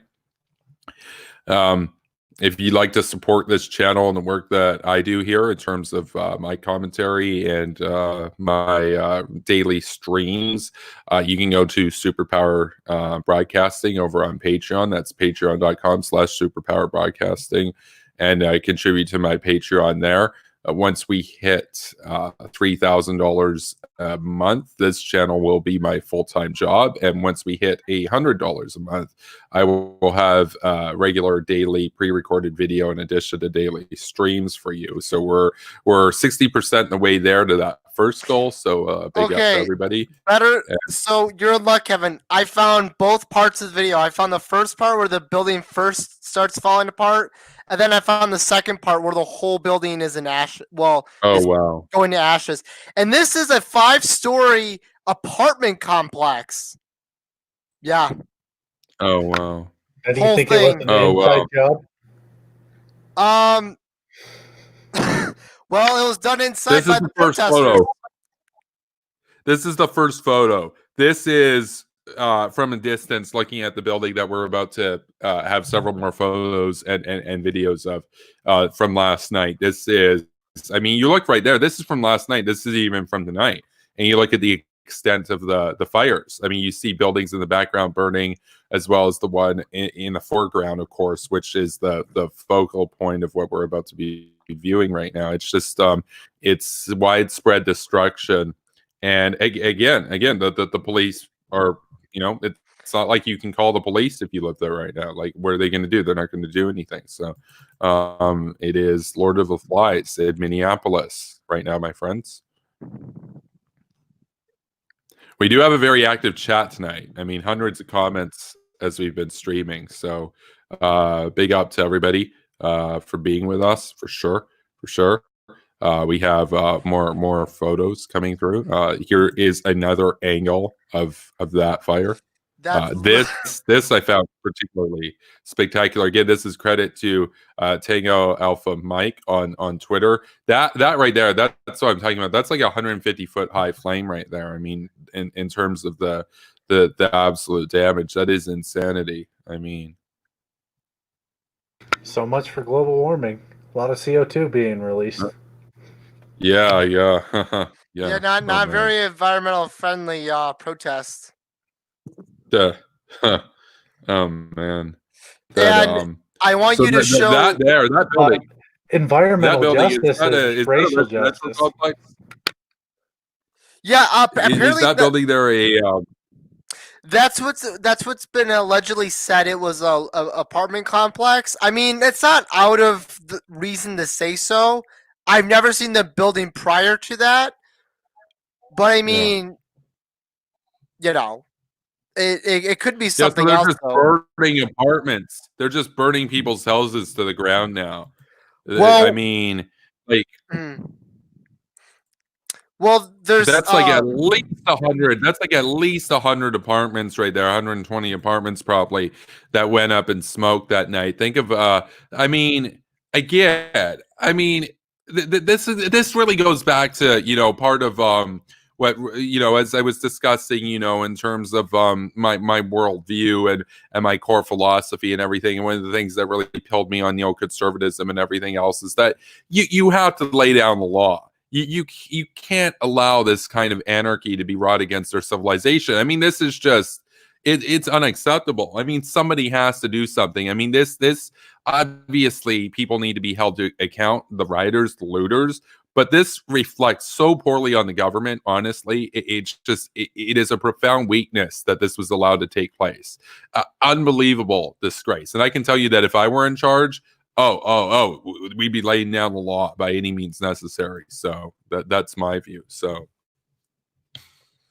and momentarily, that's a tough thing. Oh, sorry. I was gonna say that's a tough thing because laying down the law, if they ran out of non-lethals, like, you'd still have to bring them in unless you're willing to use lethal force. if you use lethal force, tomorrow the protests are going to be 5 times, 10 times as big. Yeah, I get that, but I'm saying, like, you look at this building right here.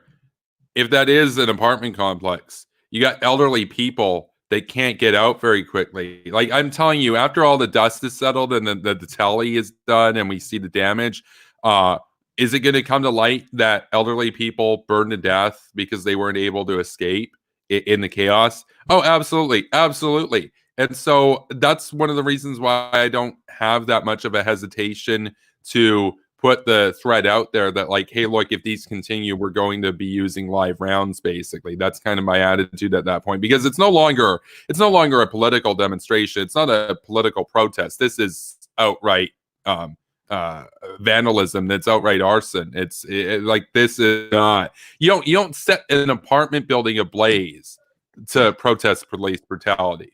That is not something that is tolerable. It's not acceptable. It's the sort of thing that, yeah, it sucks that they weren't able to quickly get their logistics network to deliver reinforcements in terms of more supplies for non-lethal stuff. But honestly, at this point, if you're a police officer going in there and you're being sent in to basically lay down the law, and you're going in using non-lethal force, a lot of these guys are armed, so they might be using lethal force to meet you with anyway. So I believe that when they come in, that they'll inevitably have to start counterfiring with lethal rounds, because these guys that are doing all this, a lot of them are armed, right? So what are they going to do when the police come in? I mean, is going to be a firefight?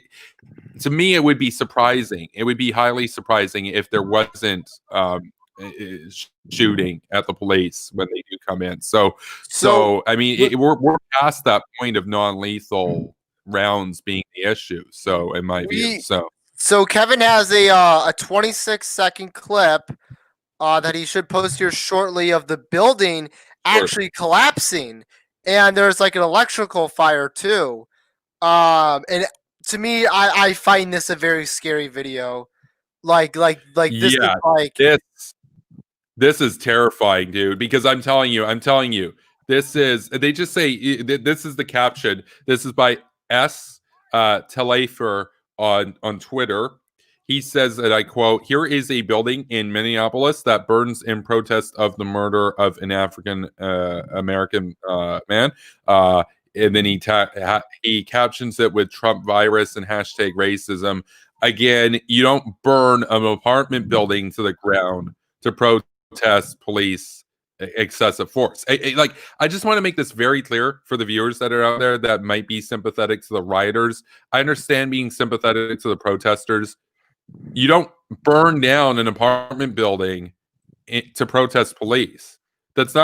You're not exercising your free speech rights to burn down an apartment building, to loot, to set a city ablaze. You're an enemy of the republic at that point, if that's what you're going to be doing. So that's unacceptable.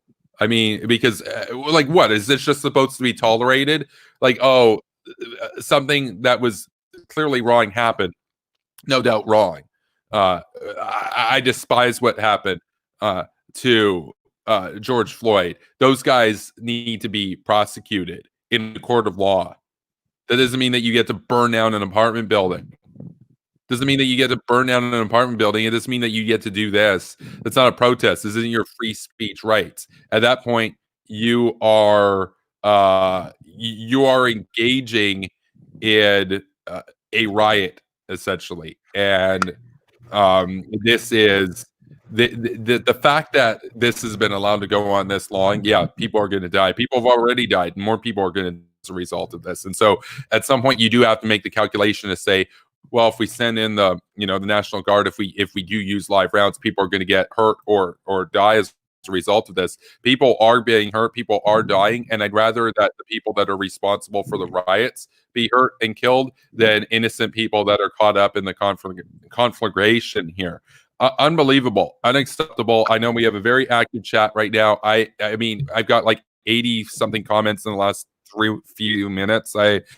I don't have time to read the chat. If anybody has any comments that stand out to them, they can bring it to my attention. I'm in the process of uploading a video that is showing the moment that this thing really goes ablaze. I've got a lot here, and my computer is in the. The one comment, they said that that apartment complex was under construction, so nobody was actually living in it yet. Oh, that's good. Well, that's good. That's good. But I'm saying if this continues, it will be one that actually has people in it. So, Yeah, I mean, what are they going to do? Are they going to burn senior care homes? Like, I used to work in a senior care home that was in the downtown area of the city that I live in, for example. And if there was a riot like this that happened in the city that I live in, and it was this widespread, and you didn't do anything, inevitably that kind of place would go up in flames. And then what? Oh, we're just supposed to tolerate 120, elderly people dying in their beds in a fire because you're upset about police brutality. Like, no, at some point, any sympathy that anybody has for, and I'm talking about the rioters right now, that is misplaced. Your sympathy is with George Floyd. It's with the peaceful protesters.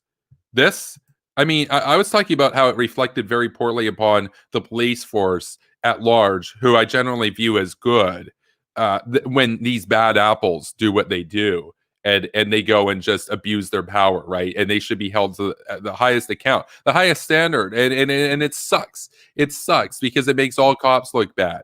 But this is going to make all people that are critical of the police at all look bad, because this inevitably, because of the Black Lives Matter, because of a lot of the political connotations that have been attributed to the riots, which, let's keep it real, a lot of the looters and a lot of the rioters, they don't really care one way or another. They're not really there for political reasons. They're there because it's an excuse to do anarchy and to rob stuff. It's not like they're politically concerned citizens or whatever. They're just taking advantage of the power vacuum.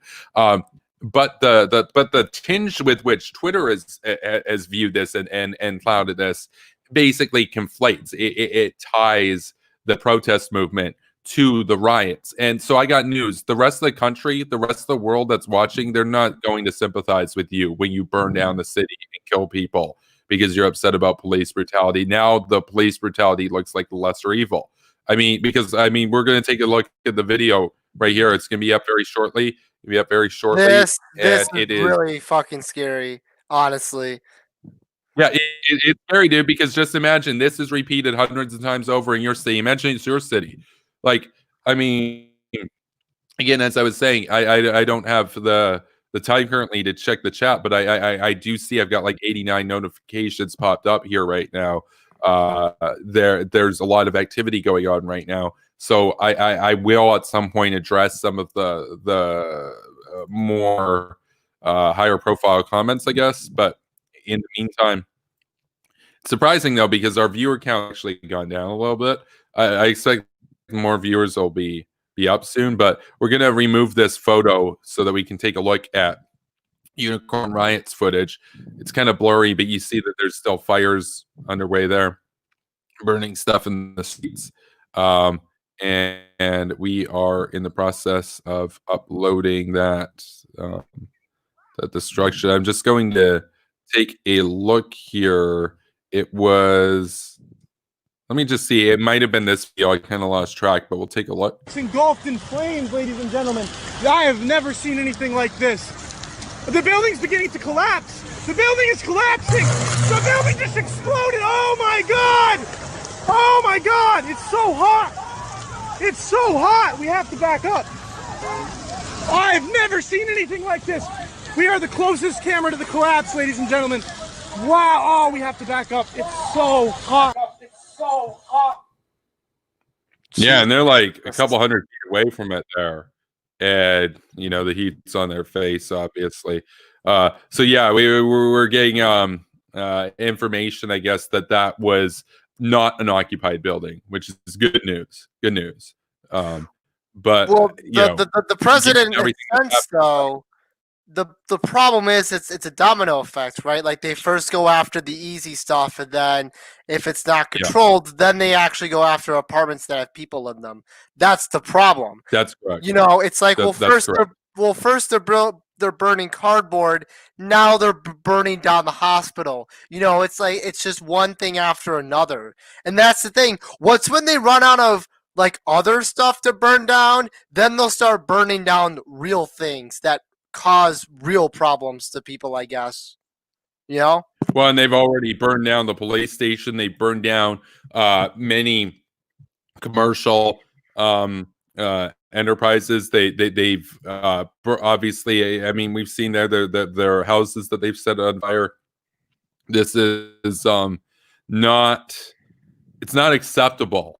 And like I said, I will take a look at the chat in a few minutes. Got a lot of people commenting right now.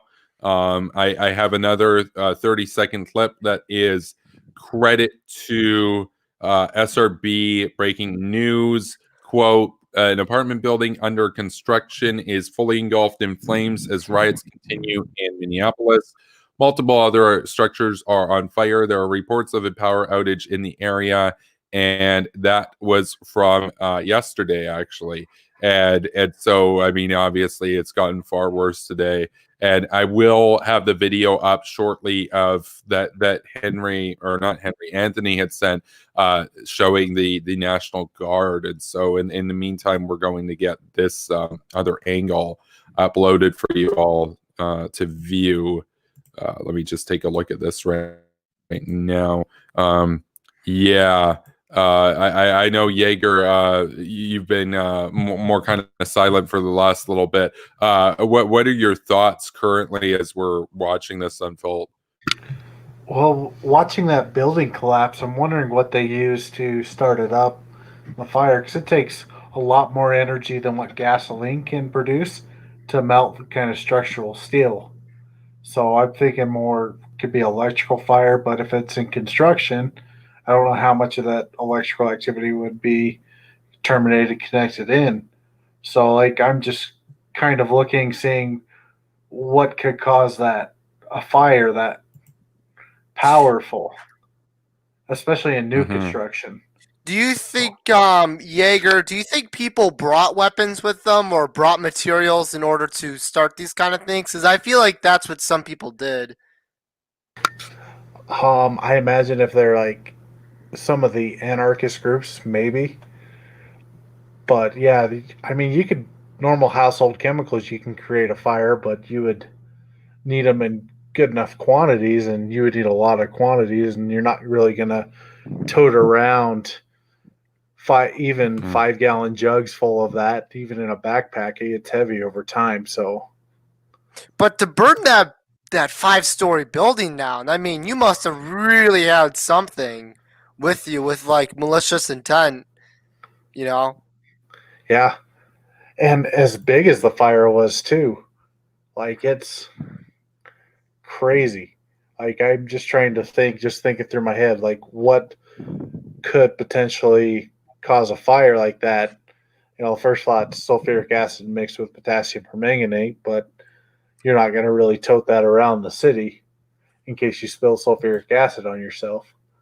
So, yeah, I mean, it's almost like a propane explosion or something too. I know that that kind of thing. If you had like a large propane tank, that could probably do it too, right?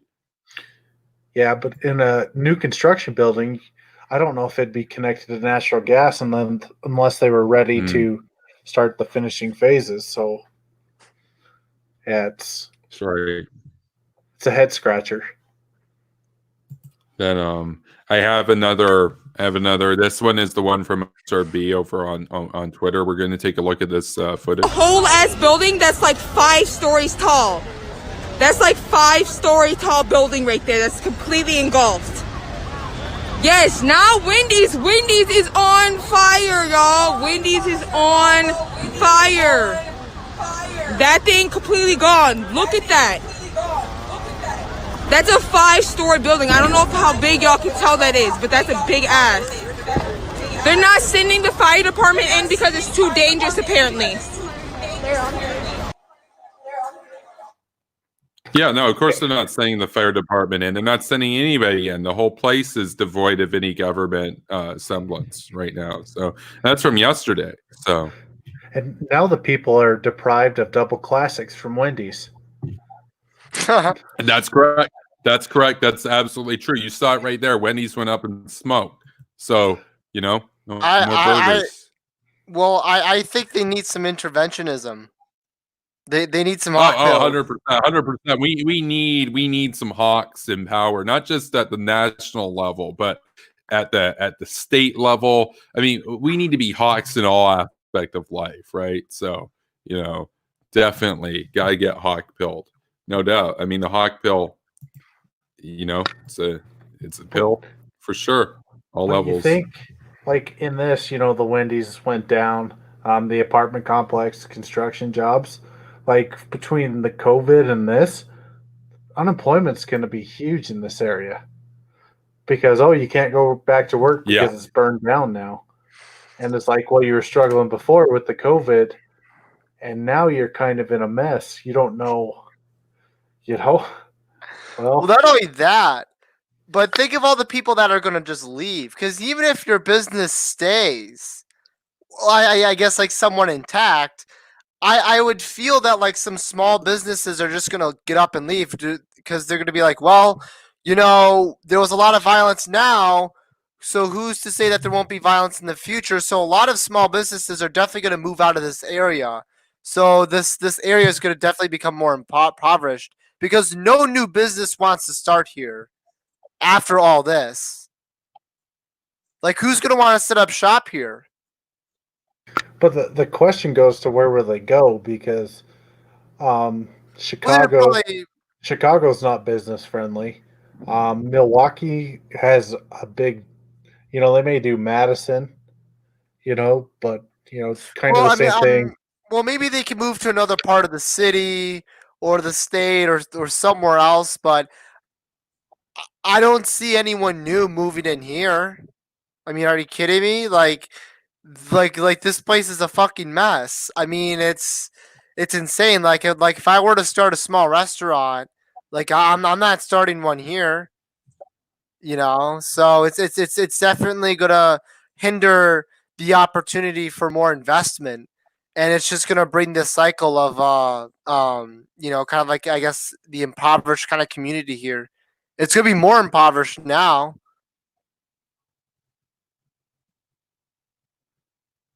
Yeah, I don't know where you would go.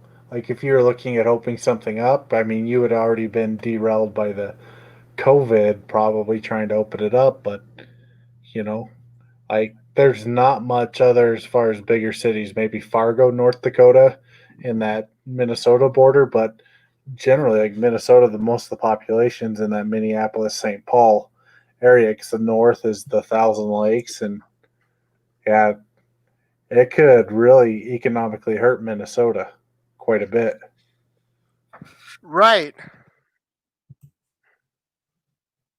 Yeah, I have the video here.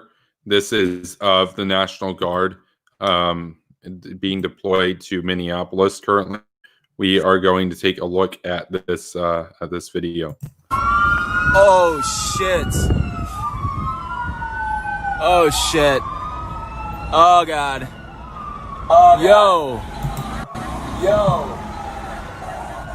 Yo! Yo! Yo! Yo! Yo! Yo! They called them niggas in, bro! Oh no!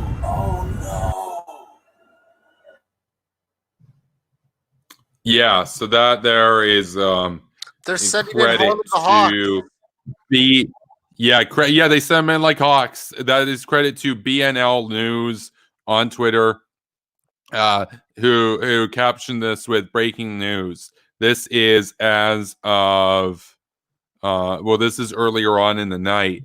This is breaking news. National Guard has arrived in Minneapolis amid violent riots. Police have abandoned 5 precincts in the city. Multiple structures are on fire, hashtag Minneapolis riots, hashtag George Floyd. This was posted at 9:47 p.m.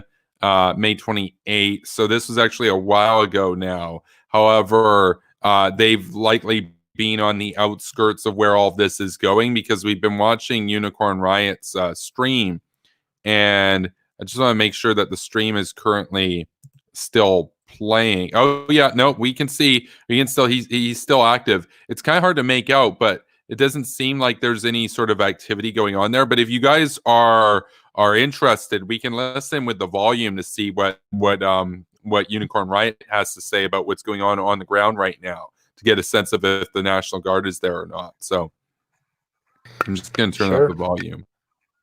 Is then on their end.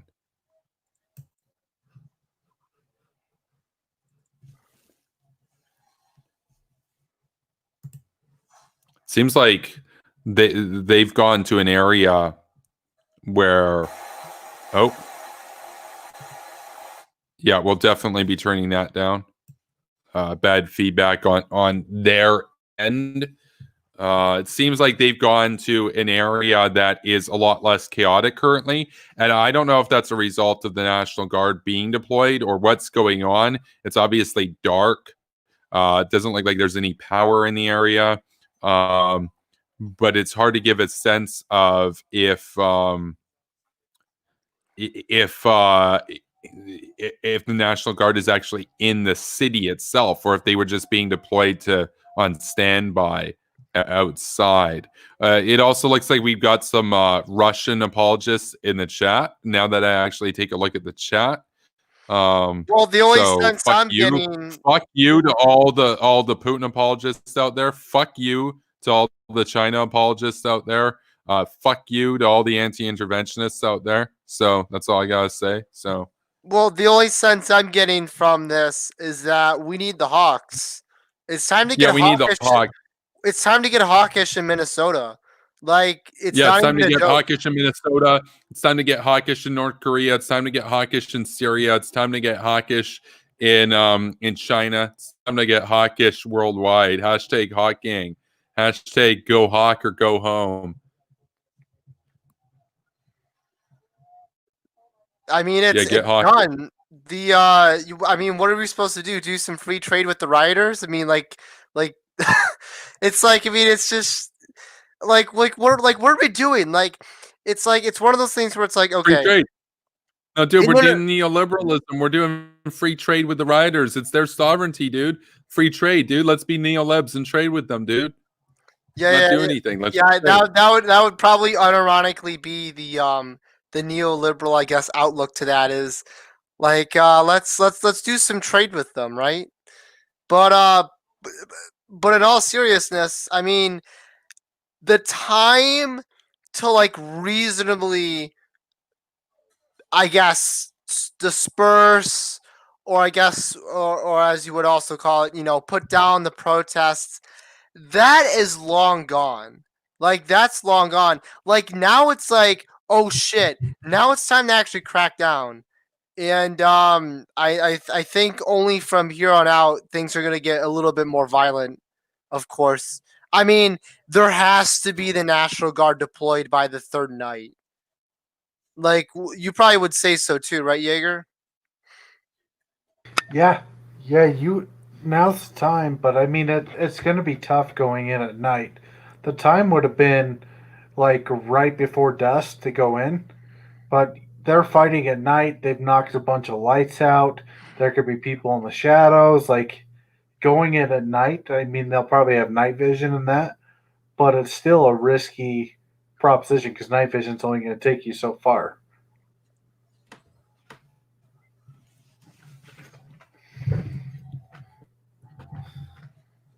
Yeah, right. No, I like what Nicholas is saying. Free trade with the rioters. It's like whatever list of demands they spew out. And you know what? That's exactly what the neolibs want to do with the Taliban. It's what the neolibs want to do with Iran. It's let's own Trump, so let's trade with Iran. That's what the Europeans are doing. It's so done. Let's trade with the people who riot. I mean, it's laughable. Like what are we supposed to get out of this? Like the only way to I guess quell this is a more hardline approach at this point. I mean that's just how things are going to have to be, because we can't let this continue. You lose one precinct, you lose another, you lose another, you lose another, and then all of a sudden the whole state falls. And I don't really want to get to that point. I mean, there has to be a point at which you draw a red line and say like, yeah, we're gonna push back, and I really hope they do, because like this is getting insane. Like seriously, like come on. Yeah, no, this goes back to the Hawk bill. You don't tolerate this kind of stuff. You clamp down before it gets bad. You don't wait for them to come to you. You go to them, right? So like what Jaeger said, it should have been clamped down on before dusk, right? So because now it's out of control. I mean, Oh no, exactly. And the other thing is too, is that it's like it's one of those things where it's like when you have this kind of like level of anarchy going on, it obviously spreads throughout the state, and yeah. that I mean that's just gonna bring a cycle of just mayhem. Again, nobody wants to see can't this. tell with Yeah, I can't tell with Svet in the chat if like Svet is actually a Putin apologist or not, because Svet's saying yes, hardline approach, crackdown, and then says no more liberalism. And it's like, I got news. I'm a liberal, but I'm a Machiavellian liberal. I believe in a strong state to enforce liberal values. And this is not liberal values right here. Liberal values of individual rights, property rights, all that kind of stuff. You require a state that's able to, in a time of crisis, basically act like a dictatorship, right? So that's what Machiavelli talked about. So, well, okay. Like I guess to the guy who commented that, what else are you supposed to do? Like, are you just gonna like let this go on? I mean, okay, yeah. like I guess maybe we're gonna be advice. woke. Yeah, no, yeah, exactly. I guess we're gonna be woke. I guess we're gonna be woke and let it happen. Exactly. Well, the thing is, right? Like there's only a couple different ways this can go down. It could maybe die down like kind of on its own. So maybe that happens. Although that normally doesn't happen. Two, yeah, you could crack down, in which you would have to obviously arrest a lot of people, detain a lot of people, probably use some force on certain people that are really angsty. Oh yeah, people are gonna die. Or three, people are already dying. Or three, more people are going to die. And here's how that's going to happen, especially when it comes to a lot of business owners. They're going to start taking matters into their own hands. So, like, if there's, like, looting going on, they're going to start using force themselves to get rid of the looters. So, the looters and the business owners, that's going to be a huge contention there. And people will get more physically violent because, again, if there's no state of order going on, then of course they're going to have more violence. And if there's an uptick in violence, what the hell are you supposed to do? I want basic emergency services and police services to be able to work for people, not just for violent situations, but also for people who could be sick. See, this fat guy, I guess he assumes we're like young Turks or something. It's like, I like what the Hawks in the chat are pointing out. They're like, we're liberal Hawks, vet. And I like what Big Tibbs has to say here. He says, liberal state has to uphold law and order. And it's like, for me, like, I'm a neoconservative, right? So like, I'm somewhere in between on that. I think, if you want to have liberal values, if you want to have a system that respects the rights of the individual, you have to have a government which in times of crisis is able to act with a heavy hand in order to maintain rule of law and order and the peace. And I understand what Jaeger was saying about how, tactically speaking, it would be difficult to go in at night given what's going on right now. But this can't be allowed to happen another day. Like, there needs to be a preemptive forcing of law before the sun goes down, and a presence there. I mean, like, what is this supposed to be? Just now the city where you go if you want to burn shit? Like, well, it's just unbelievable. And the thing is, right, like, if this level of violence is acceptable, what other level of violence is also going to be acceptable? Like, these people can start using more guns. We could have like more militias forming up. I mean, a bunch of police equipment. Whatever police equipment there was left at the police station, they all took that before the building burnt down. So some of these protesters do have, rioters at this point, they do have arms with them. Rioters. So they do Yeah, have. see, that's the thing. That's the thing. I want to be clear on that. Like, as far as the protests go, you have a right to protest, and I could sympathize with where the protesters are coming from on this particular issue, because what happened to George Floyd was unacceptable. And I'm not one of those people who just jumps on like the bandwagons or whatever for any time that something looks bad. I saw the video. What happened was a disgrace, and I understand why people are outraged. But the rioters, they're not. That's not a political protest. You don't burn down an apartment building. You don't burn down businesses as a political protest of police. You don't burn down a police station to protest police brutality. That's not. That's a complete mess. And I'm not sure if this fat guy really understands what I mean by liberalism. Yeah, I think he means like liberal in the American sense, where liberal is basically socialist or Young Turks or whatever. I'm liberal in the sense of like, like Reagan on economics and stuff. I'm liberal in the sense of Bill Kristol. Liberalism is what you could think of as a centrist to center right view that views human individual rights, private property, and economic freedom as paramount. And yes, it requires a strong state to enforce that in times of crisis, for sure. Because I mean, what I'm thinking is going to happen here is, like, once they run out of stuff to burn, or once stuff, if this is allowed to keep going on, they might just start outright just attacking, people that happen to be white. I mean, I wouldn't put it past that. I mean, we've got Antifa type people, we got thugs. We got all kinds of people that, there's a lot of racial animosity right now, and a lot of white people just get blamed in general, right? For the faults and the bad decisions of a few bad apples. And what happened against George Floyd, unfortunately, it reflects poorly on the police department as a whole, even though the police department fired those people right away. And I mean, let's keep it real. In the context of everything that happened, the law is doing everything that they should do, and this is still happening. This is not acceptable. So, not only that though, but this Svet guy, he also gave like a non-answer. Like, he said something about like Caesarism, and then he said, like, do you really think the liberal status quo can be kept forever? History marches on. That's not an answer to anything that we've said. I'm giving a solution, which is we have to crack down on this stuff. I have no idea what the hell you're trying to imply. You have no solution to this problem. Me and Kevin are offering solutions, and Yeager are offering solutions. You have nothing to these protesters. To these rioters. So I don't know what you're on about. I don't know what your whole spiel is. The liberal status quo, that has nothing to do with what's going on right now. And then it says, we have a conservative president, like Donald Trump is in office.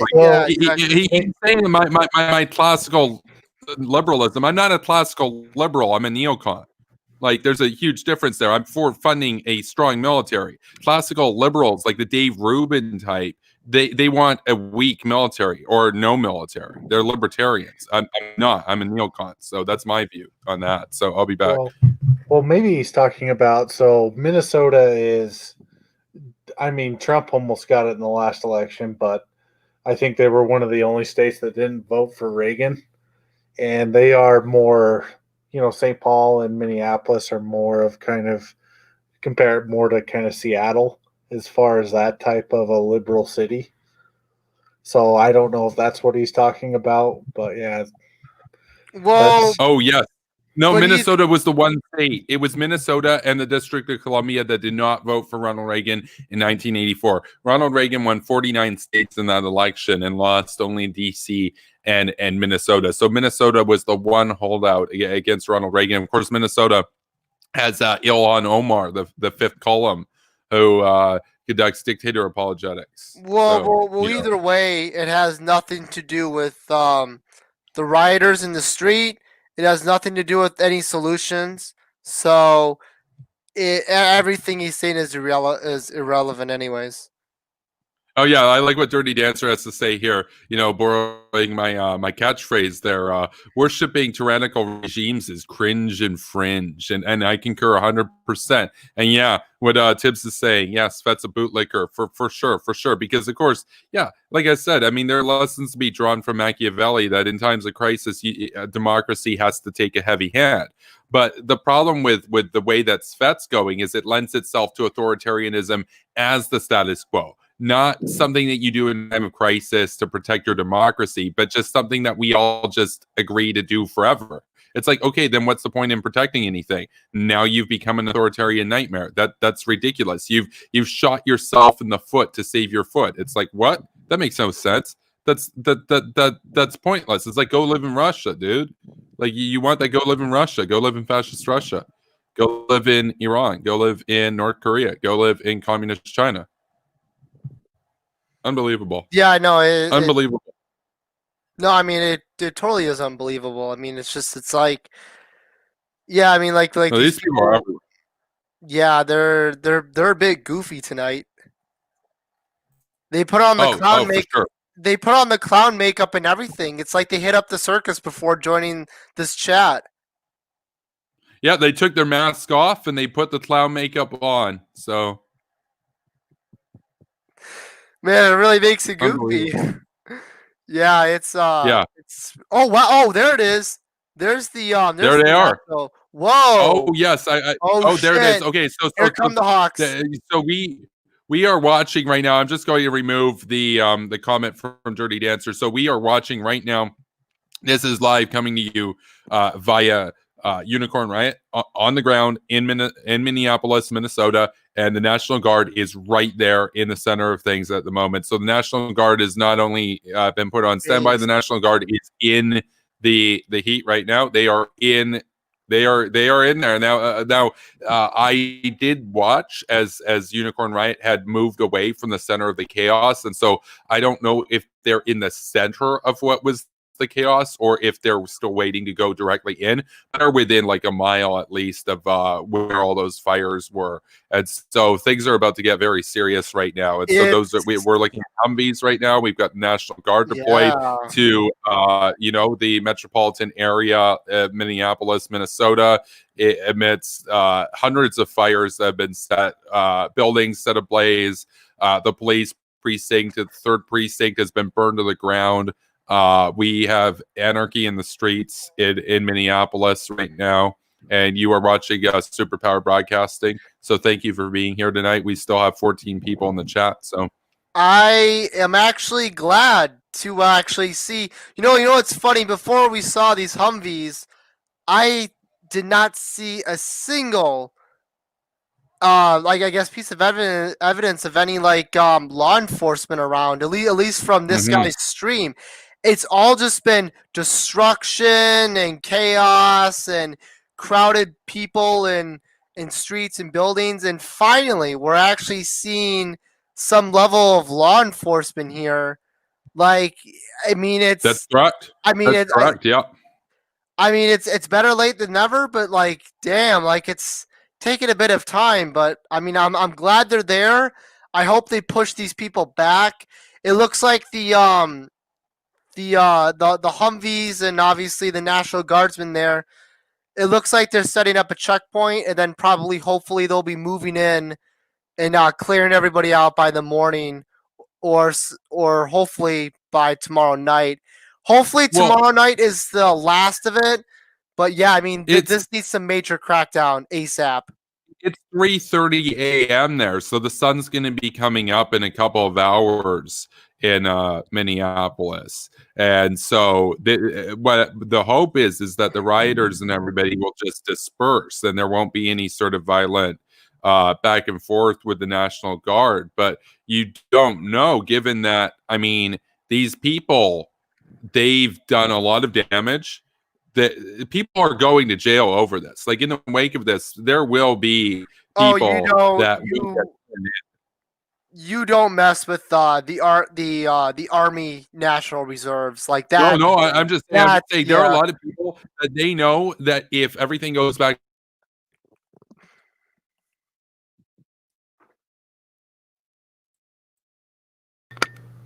Did we lose everybody? Uh-oh. Can you hear me, Jaeger? I can hear you, but I think we lost Kevin. Oh no, we lost Kevin. No. Uh-oh. Uh-oh. He should be able to rejoin the call, right? And just Yeah, all he has to do is just, exit out of the browser and go back on because we're still live. He just has to exit out and get back in StreamYard. okay. Because I thought it was me for a second, but then I heard you and I was like, oh, okay, so I must have not been the one that dropped.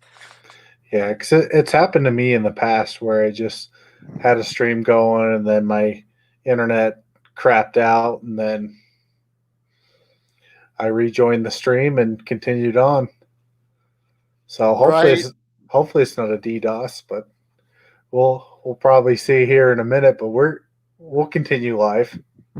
I really hope it's not a DDoS, man, because he got the VPN and everything. So yeah, or maybe they're rioting in British Columbia. Right. Well, that could be another thing too. He's back. Kevin, what's up? We had 2 DDoS attempts or actual attacks that took the stream down the other night. I obviously have a lot more infrastructure in terms of security on right now. Yeah, I know for a fact that my internet is fine. It's fine on my phone. I will get that stream back up on Unicorn Riot's end. Look, okay, for those of you who are wondering why I bring up DDoS attacks, I have a lot of haters that despise my channel. They're very bothered by my presence on the internet, and they did 2 DDoS attacks against my streams in the span of an hour on separate streams the other night. And so obviously people are trying to take this stream down right now, but we're back. I put money into, I was spending like, $20 a month right now on having a more secure infrastructure. So if you want to help compensate me for that, it sucks. It's basically the cost of doing business because we have, and I'll just mute it on Unicorn Riot's end right there. I will get the feedback up from their end. I just have to screen share that. So, however, I was going to say that it is the cost of doing business, but it's very annoying that for a channel that's this small that we have, repeated DDoS attacks perpetrated. Now, I don't know if tonight that's different. I know it was DDoS the other nights. Tonight, it wasn't the same sort of symptoms. There wasn't anything to do with memory overload. It may have just been that the internet had a problem reaching this computer, even though it's fine on my phone. I'm not sure about that. It's suspicious nonetheless. However, we are back.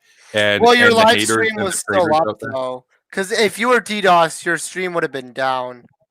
Oh, it would have been down. That's a good point.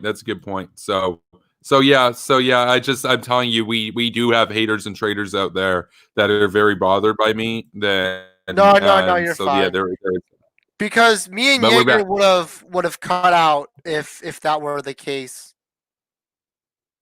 Yeah, no, that's a good point. That's a good point. And so that's a good point right there. So you were saying something about the National Guard? Well, yeah, I was just saying basically, I hope that people disperse and that it doesn't get in any sort of violent sort of thing. But I think that it's almost inevitably going to be violent because a lot of people right now know that if they get arrested, they're in deep shit after what's happened. Like you're one of the people that's burned down a business or an apartment building or something. You know that if they catch up with you, you're going to jail for a long time. So people are going to have more of an incentive now to resist the police and the law enforcement coming in because they know that they're in deep shit. So, I don't think that everybody would just disperse. I think some people might respond violently.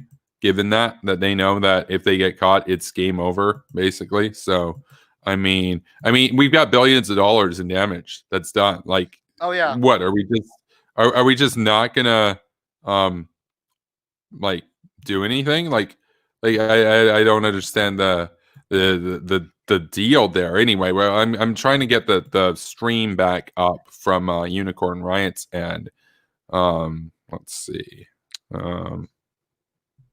screen share. Well, I think though, if the National Guard does attempt to push back the rioters this time, they know it's over, because like with the police, they can kind of get away with it, but you don't mess with Army National Reserves like that. That's a big no. They're well armed, they're skilled. Some of those They're people. pilled. Some of those people have probably been deployed to places like Afghanistan and Iraq. So if they could deal with that, Yeah. they could definitely deal with these amateurs. They can 100% quell Yeah, this. that's 100%. They're skilled and pilled. So yeah, we got the National Guard on the ground in Minneapolis currently. It's 3:30 a.m. there. We're at 140. Yeah, 341 there, 141 where I am.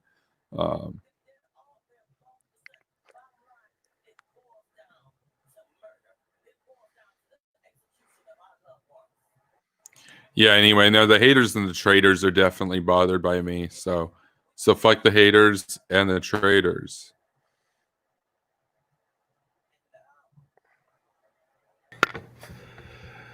But me and Yeah, Anthony no, were this pretty good hosts of Superpower Broadcasting while you were gone. Yeah, that's Oh, right. that's dope. That's dope. Big up. Oh man. If it's not thermonuclear weapons, you can go to the back of the bus. Oh yeah, that's the new Overton window. Have you guys in the chat heard Kevin's solution to the rioters?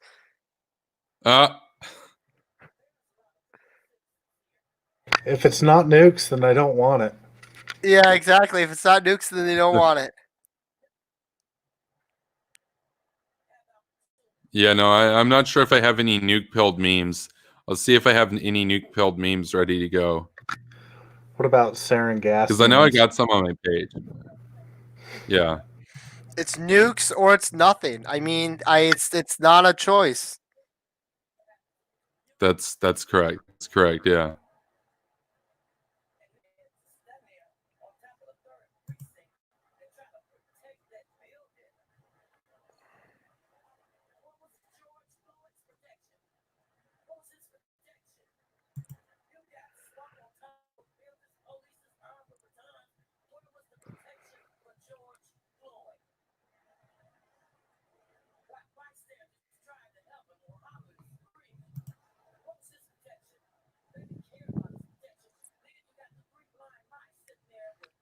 Tactical nuke inbound.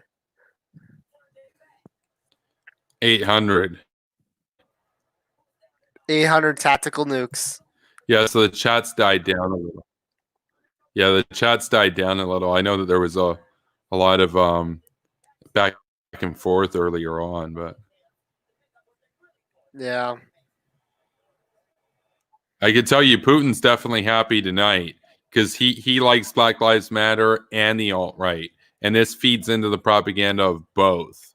So yeah, actually, that was another thing I wanted to bring up. That was actually brought up on Henry's stream, and he makes a really good point about this.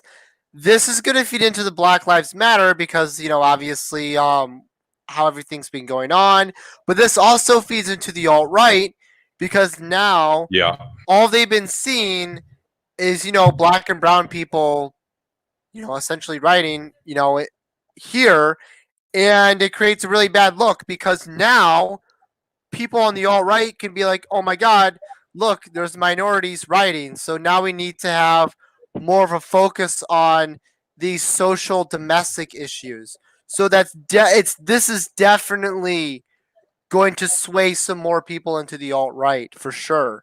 Like if you were Yeah. already like borderline like libertarian right wing and you wanted to like move further down the line into alt right, I don't know, man. I mean, I think this riot, this entire event, I think this event definitely pushed some people over to that window, and it's Oh, pretty for sad to sure. see.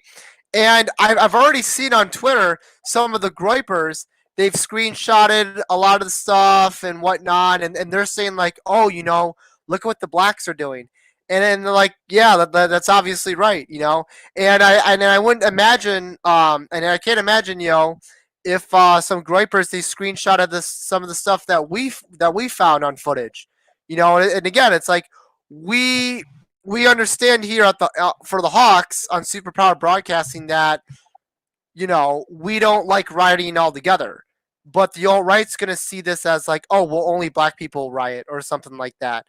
So and people are Yeah. definitely gonna twist this. People are definitely gonna twist this. They're gonna clip this. It's good. It's really gonna be something else. Well, and that's the thing. That's really the big thing there is that a lot of those posts that were showing the footage, they weren't from a neutral perspective. They were actually in support. They basically conflated the protests with the rioters. And Right. so if you think of the protesters as responsible for burning all this stuff, I can understand why you would be against the protesters now. And so to young people that, young white boys that don't spend that much time really thinking about their politics and they're cringy and they're young and stuff and they're zoomy, they can get sucked in the alt-right so fast. And likewise for those that are more SJW types, they're going to be watching Young Turks. And what's Young Turks? I haven't watched Young Turks, but what's their coverage going to be? Their coverage is going to be basically look at what Whitey did. That's their attitude. And then the alt-right, if you watch Red Ice Radio, they're going to be look at what the blacks are doing. And it's like at the and at both ends of it, Putin supports both sides. Putin supports the anti-black narrative, and he supports the anti-white narrative. Well, not he only supports this, both. So, but and on top of that, this event is going to make us more isolationist. Why? Because people will only be focused on domestic issues more than ever. No one cares about what's going on in North Korea or Russia or China or whatever. They only care about this issue. So, when wait, people like I got a question. I got a question for Dr. Zayas, who's in the chat right now. He says Devin wants to come on. He says the lady being interviewed is a bleep. I'm not sure. That sounds like a meme. But I would be open to talking with Devin Tracy. I think it could be an interesting conversation. I know you're probably memeing, but I mean, I know that he's he does make content. I know he had coronavirus, but I think he mostly, what's everybody's view? I think he mostly talks to bigger people though on YouTube. I've never seen Bigger him. people. Well, people who have no doubt. Yeah. Because it's just I know it's probably a meme. But if Devin is interesting coming on, I send him an invite. Doubt he'd come on, but he's probably too busy. But could be interesting. Get his commentary on this. I know he went on Reese. Reese and him had a discussion a couple years ago. So yeah. But yeah, no, this is a small channel, no doubt. Though we do, I like this. Devin will do it for $100. It's like, no. Oh man, what a meme! Oh man. Oh, you never know, but well, I think when it comes to Kevin, as far as subscriber base goes, because Kevin has a smaller subscriber count, a lot of political YouTubers aren't going to be really, I guess, eager to come on to Kevin's show yet. I mean, like if Kevin had 100,000 subs, then people would come on. But as of now, most people won't really come on yet, though. But hey, if you want that to change, share and like this video. Get this video rolling out there. Exactly. And subscribe. Only 3% of you. Only 3% of the viewers in the last month are subscribed to the channel. So we got a lot of people who watch this. And keep in mind, it's an uphill battle for me because I'm a hawk. I'm a neocon. There isn't really another group out there that would take more time to build up subs because, let's say I was alt-right and a white nationalist. well, then they're all going to flock to my channel and we're going to get like big subs. Or let's say I'm like some woke SJW like Kyle and I'm just saying more bad.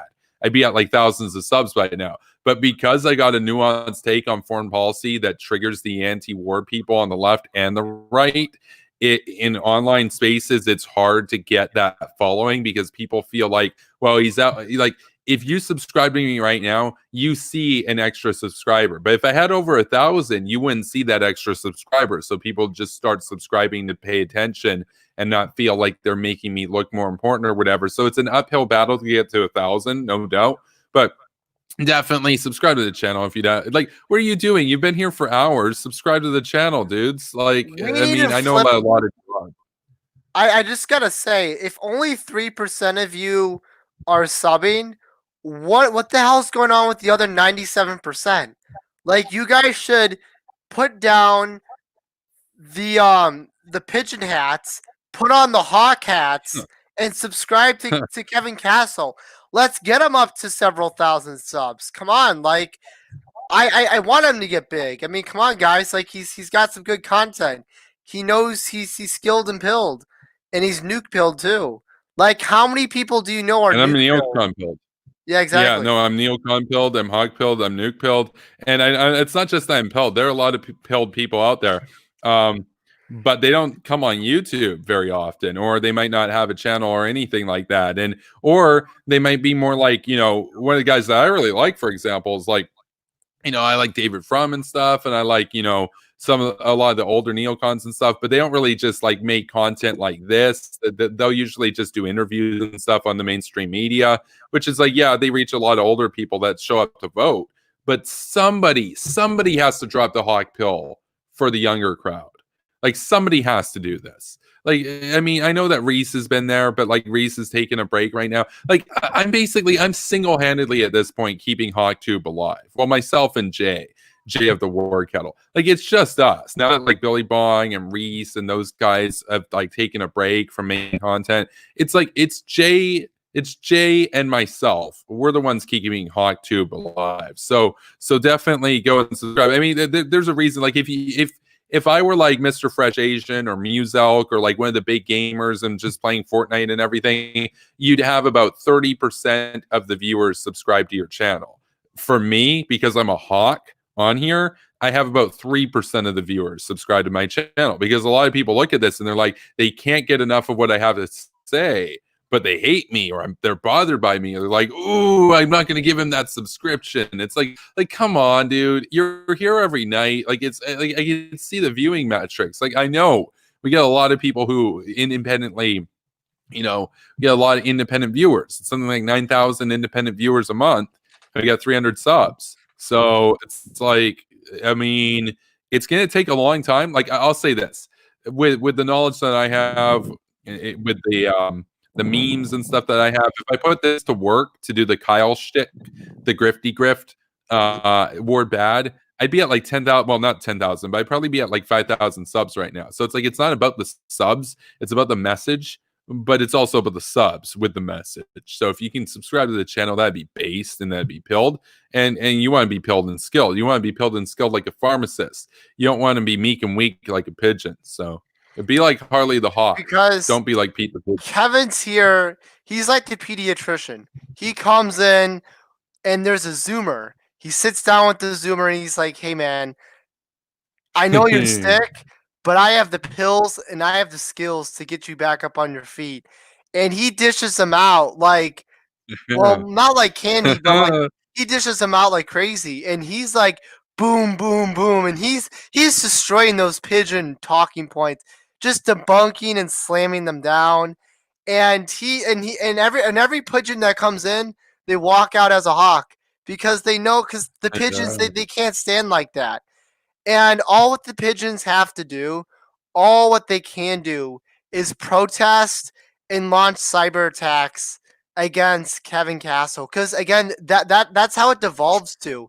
If you can't win, then you try to actually hurt your enemy, and like that's what happens. And we know for Kevin Castle that, like, again, he's just hawk pilling the world, just having all those hawk pills, and everyone's gonna line up. No one's gonna line up for the bread lines. They want to line up the hawk lines.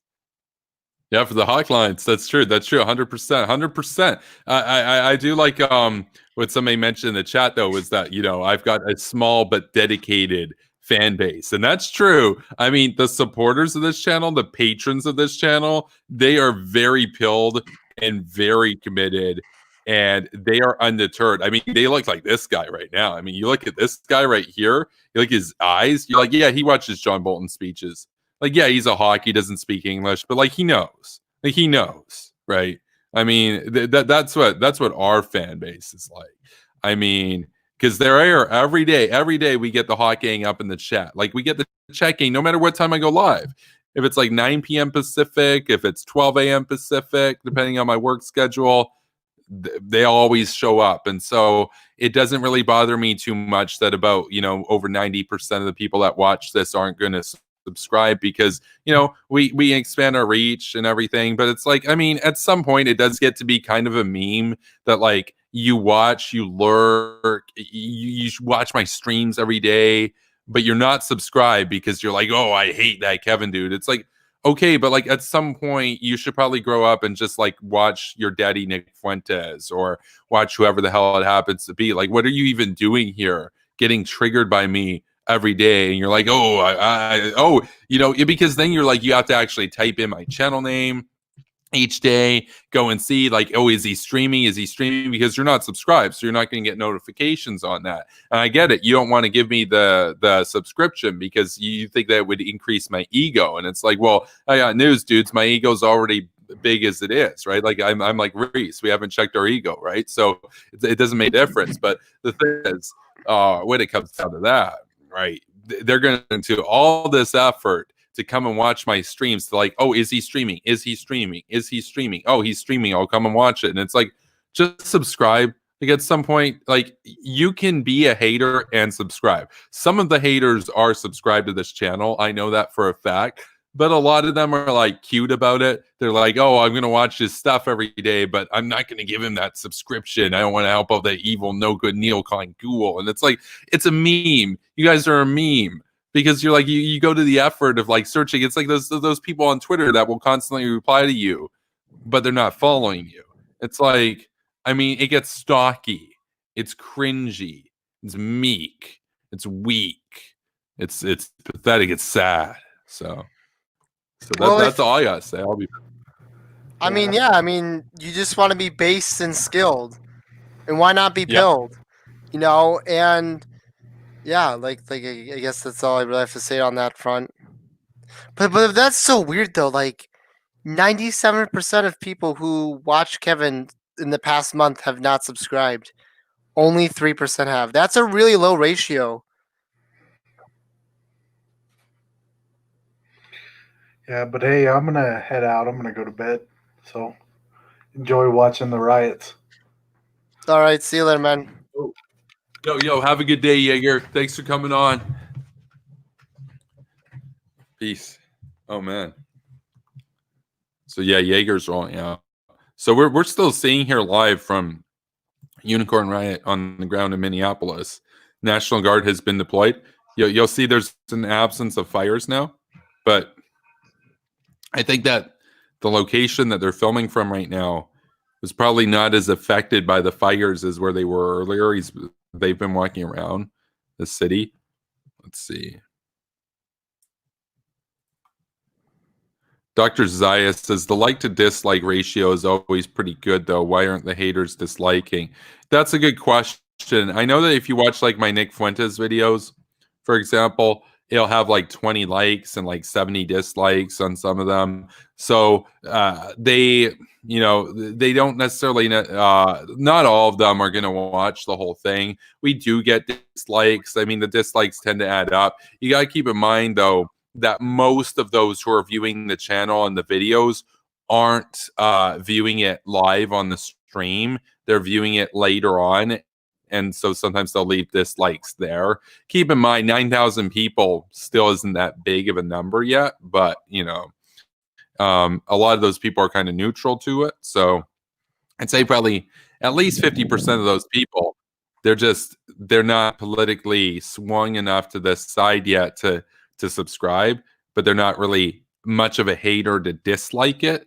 The true haters that would actually go out of their way to dislike it are a much smaller Pigeons. percentage for sure. They're pigeons. Yeah, they're pigeons. They're pigeons. Because they're fringy and cringy dudes. So. There's the pigeon perspective, and then there's the hawk perspective of the riots in Minneapolis. And there's only two perspectives, right? Right, Kevin? That's true. Yeah, you're either a hawk or a pigeon. Like, there's no gray area. Unless you're a gray hawk. Uh-oh. Because there's some gray hawks out there. Like a realist hawk? No, like a hawk with gray feathers. Uh-oh. That's a weird hawk. Like this one's got brown. Yeah. Hawks are interesting animals. Dude, no, I'm saying like I've got a picture of one right there, and he's looking at you in the camera. Look into his eyes, dude. Like he knows. Like he knows, dude. Like he's seen the memes. He's seen the streams. He's watched John Bolton. He's watched David Frum. He's watched Christopher Hitchens. He's watched Bill Kristol.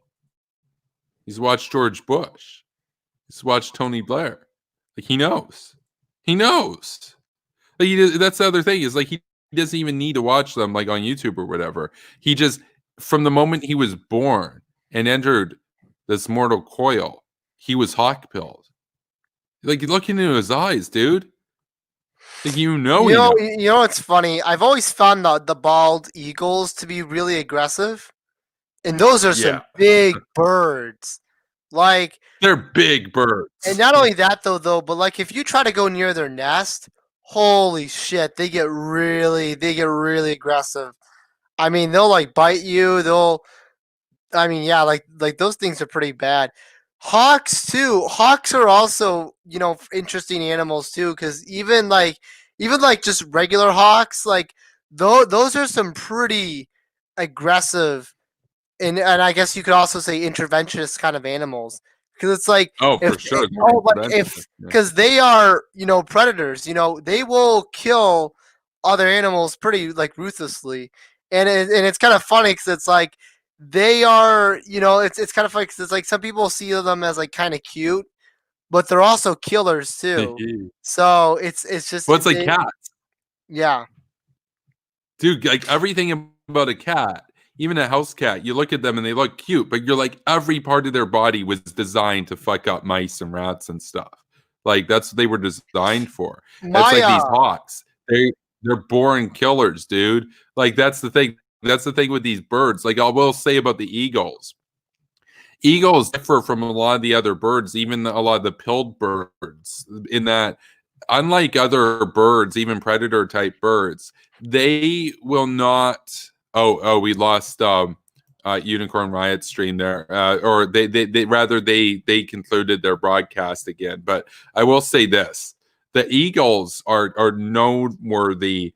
Because one, they look based, and two, they will target animals, prey that have a bigger mass than they do, whereas other animals will typically, like hawks and stuff, or other animals, they will go for prey that they can basically eat with their beak and stuff, and they can kind of in a few bites kind of devour. Whereas eagles will like go after like they'll go after cats, they'll go after like I mean, I've seen memes of like eagles picking up deer.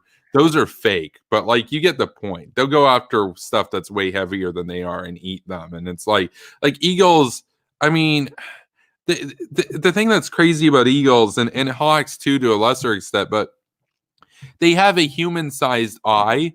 Some species of them, and they weigh like a few kilograms or like a few pounds or whatever. You're like they're 1/10 the size of a human, and they have a human eye, so they can spot prey from about 3 miles out roughly. So they can also in the water spot prey. I think it's like from 3 miles. So like they're up in the air and like they can spot like a deer that's like on the other side of a city and then go in or whatever. Like their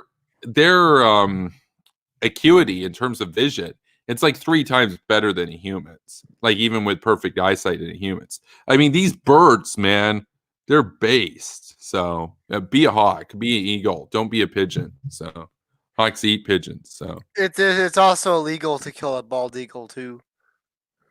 oh, and that's true. And that's true. No, bald eagles. Bald eagles are beautiful, majestic creatures. I love eagles and I love hawks. So Yeah. And the other thing is that it's like eagles. That's a cool mascot. Like, why would you yes. pick like a frog? Like frogs are like they're dumb. They're dumb Like animals. eagle. Like Well, it's not just that they put a frog. They picked a fat toad to be their mascot. But we have look. This is if you want to know everything about the Hawks and neocons versus the alt right. It's this picture right here because you look at the hawk there, and the hawk just looks so casual, so, like almost about to fall asleep. You know, just going about his day. And then that frog. That's the end of his world. Literally, he's about to fall to his death. You're like, You're like, really? You're gonna join the frog gang? You're gonna be a froggo? Why would you be a froggo when you could be a hawk? not only that though, but like Yeah. the types of frogs that they have, they always look like diabetic and like really fat. It's like that that's your mascot. They're not even like good looking frogs. It's like they picked the worst of them out of the swamp. It's like that's what you use to represent yourselves. Like what a joke. What an absolute joke. Who's gonna take you seriously? Like we got the hawk gang. They got the toad gang. They got the fat, bloated toad gang. We got the hawk gang. Hawk gang, gang. Gang of Oh, man. hawks. Like Gang of what are you gonna hawks. be more scared of? A gang of Oh, hawks? we got more hawks here. We got 4 hawks right here, 4 separate images of hawks in their natural habitats, which That's is right. in power. And then we got a pigeon. We also have this is a picture from the Nature Channel of a pigeon in her natural habitat, which is showing for Putin and Dugin and Shoigu and shit. Dugin and Putin. Those people are Dugin and major pigeons. Oh, well, actually, the irony is that Putin's actually kind of hawkish, like, which is unfortunate because it's like our enemies have hawkish leaders. Why can't we have hawkish leaders? So, you know, I mean, it sucks. It sucks. We're getting outplayed by people who have a military that's rinky dinky and rusty dusty and don't even have aircraft carriers that work. It's pathetic. It's fucking pathetic. Fucking pathetic. Absolutely. Absolutely pathetic. But I mean, we do have Bolton. I mean, Bolton. I mean, he is something else. Bolton has done more to trigger the pigeons than any of us have done. But he's also a lot older. Like we'll get there. Like I remember when the pigeons were saying that like John Bolton would start World War III. I'm still waiting for that to happen. I'm still waiting for that. Man. Still waiting. You know what's funny too? I remember when they first announced John Bolton. I think it was like within the first 2 days or 3 days of his announcement of becoming like the national security advisor, and everyone on Twitter was having a shitstorm over like, oh my god, it's gonna be World War III. And you know what's funny? You can look back in 2018. You can look at all the old tweets from 2018 of everyone who has like Trump derangement system or syndrome or whatever, and all these people, they were saying that like John Bolton gonna go to war with Russia, gonna go to war with Iran. I mean, just look it up yourself. And these people were absolutely insane. And it's funny because it's like you look back now, it's like John Bolton never started World War III, so like you're totally wrong. Like all your predictions fell flat. Never happened. Oh, they're full of it. They're full of it. And when it doesn't come to pass, you know what they'll do? They'll say, "Oh, but the next thing that's going to be World War III. Everything is World War III." These people live in 2003. They still act like Bush and Cheney are in charge. That's what's so funny. They literally call the Hawks the establishment.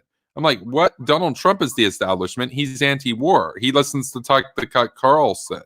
Like, it's not like Bill Kristol. This is Bill Kristol right here. I'll just remove the Chiron. I made this meme. I really like this meme because it's like I hate Tanky Tulsi Gabbard, and I love this image of Bill Kristol because it's like you can use that image of him in any context. Whenever anybody says some dumb shit, you can just drop a rare crystal in there. It's like this is such a good reaction image, but I'm like my face when Tanky Tulsi starts talking. It's like these people think like Bill Kristol and John Bolton and George Bush and Dick Cheney and like Christopher Hitchens and Tony Blair are in charge. Like they think it's like 2003 or whatever. It's like I know that that Christopher Hitchens wasn't in office, but his ideas used to be more widespread. There used to be more liberal hawks, and now we've got like Young Turks level cringe. It's all war bad and Shuan had brainlet Shuan bad. She literally did the war bad meme because I did that to her and it triggered her and she signed off of Twitter. So then she made this thumbnail in reference to when I owned her on Twitter. Like dude, like that's the thing. Like the Hawk Gang, like these people have like 1 million subs and we live rent free in their head. Like they're pissed, they're triggered, they're rattled, they're sad. So. Well, the thing is, what's so funny is that it's like I feel like this is the same thing would happen to like Bastiat, like when he was debating that loser pigeon. Oh, the pigeon had no idea that he was a hawk, so he was coming into debate. He was coming into debate knowing that like, oh, okay, like we'll disagree on foreign policy. Well, no, that's not what happened. That's totally not what happened. In fact, he was shot down and the pigeon walked away. He even ended it early. It's the same thing. Like, imagine if Charlie Kirk or Kyle Kalinske, imagine if someone actually challenged them on their foreign policy views. They would collapse like paper thin tigers. The whole thing falls. The whole thing falls completely. It's the same thing like it's the same thing like the Pat Buchanans or the Cenk Uyghurs or the Hassan Pikers. The moment you put a neocon in there, the whole thing falls like charades.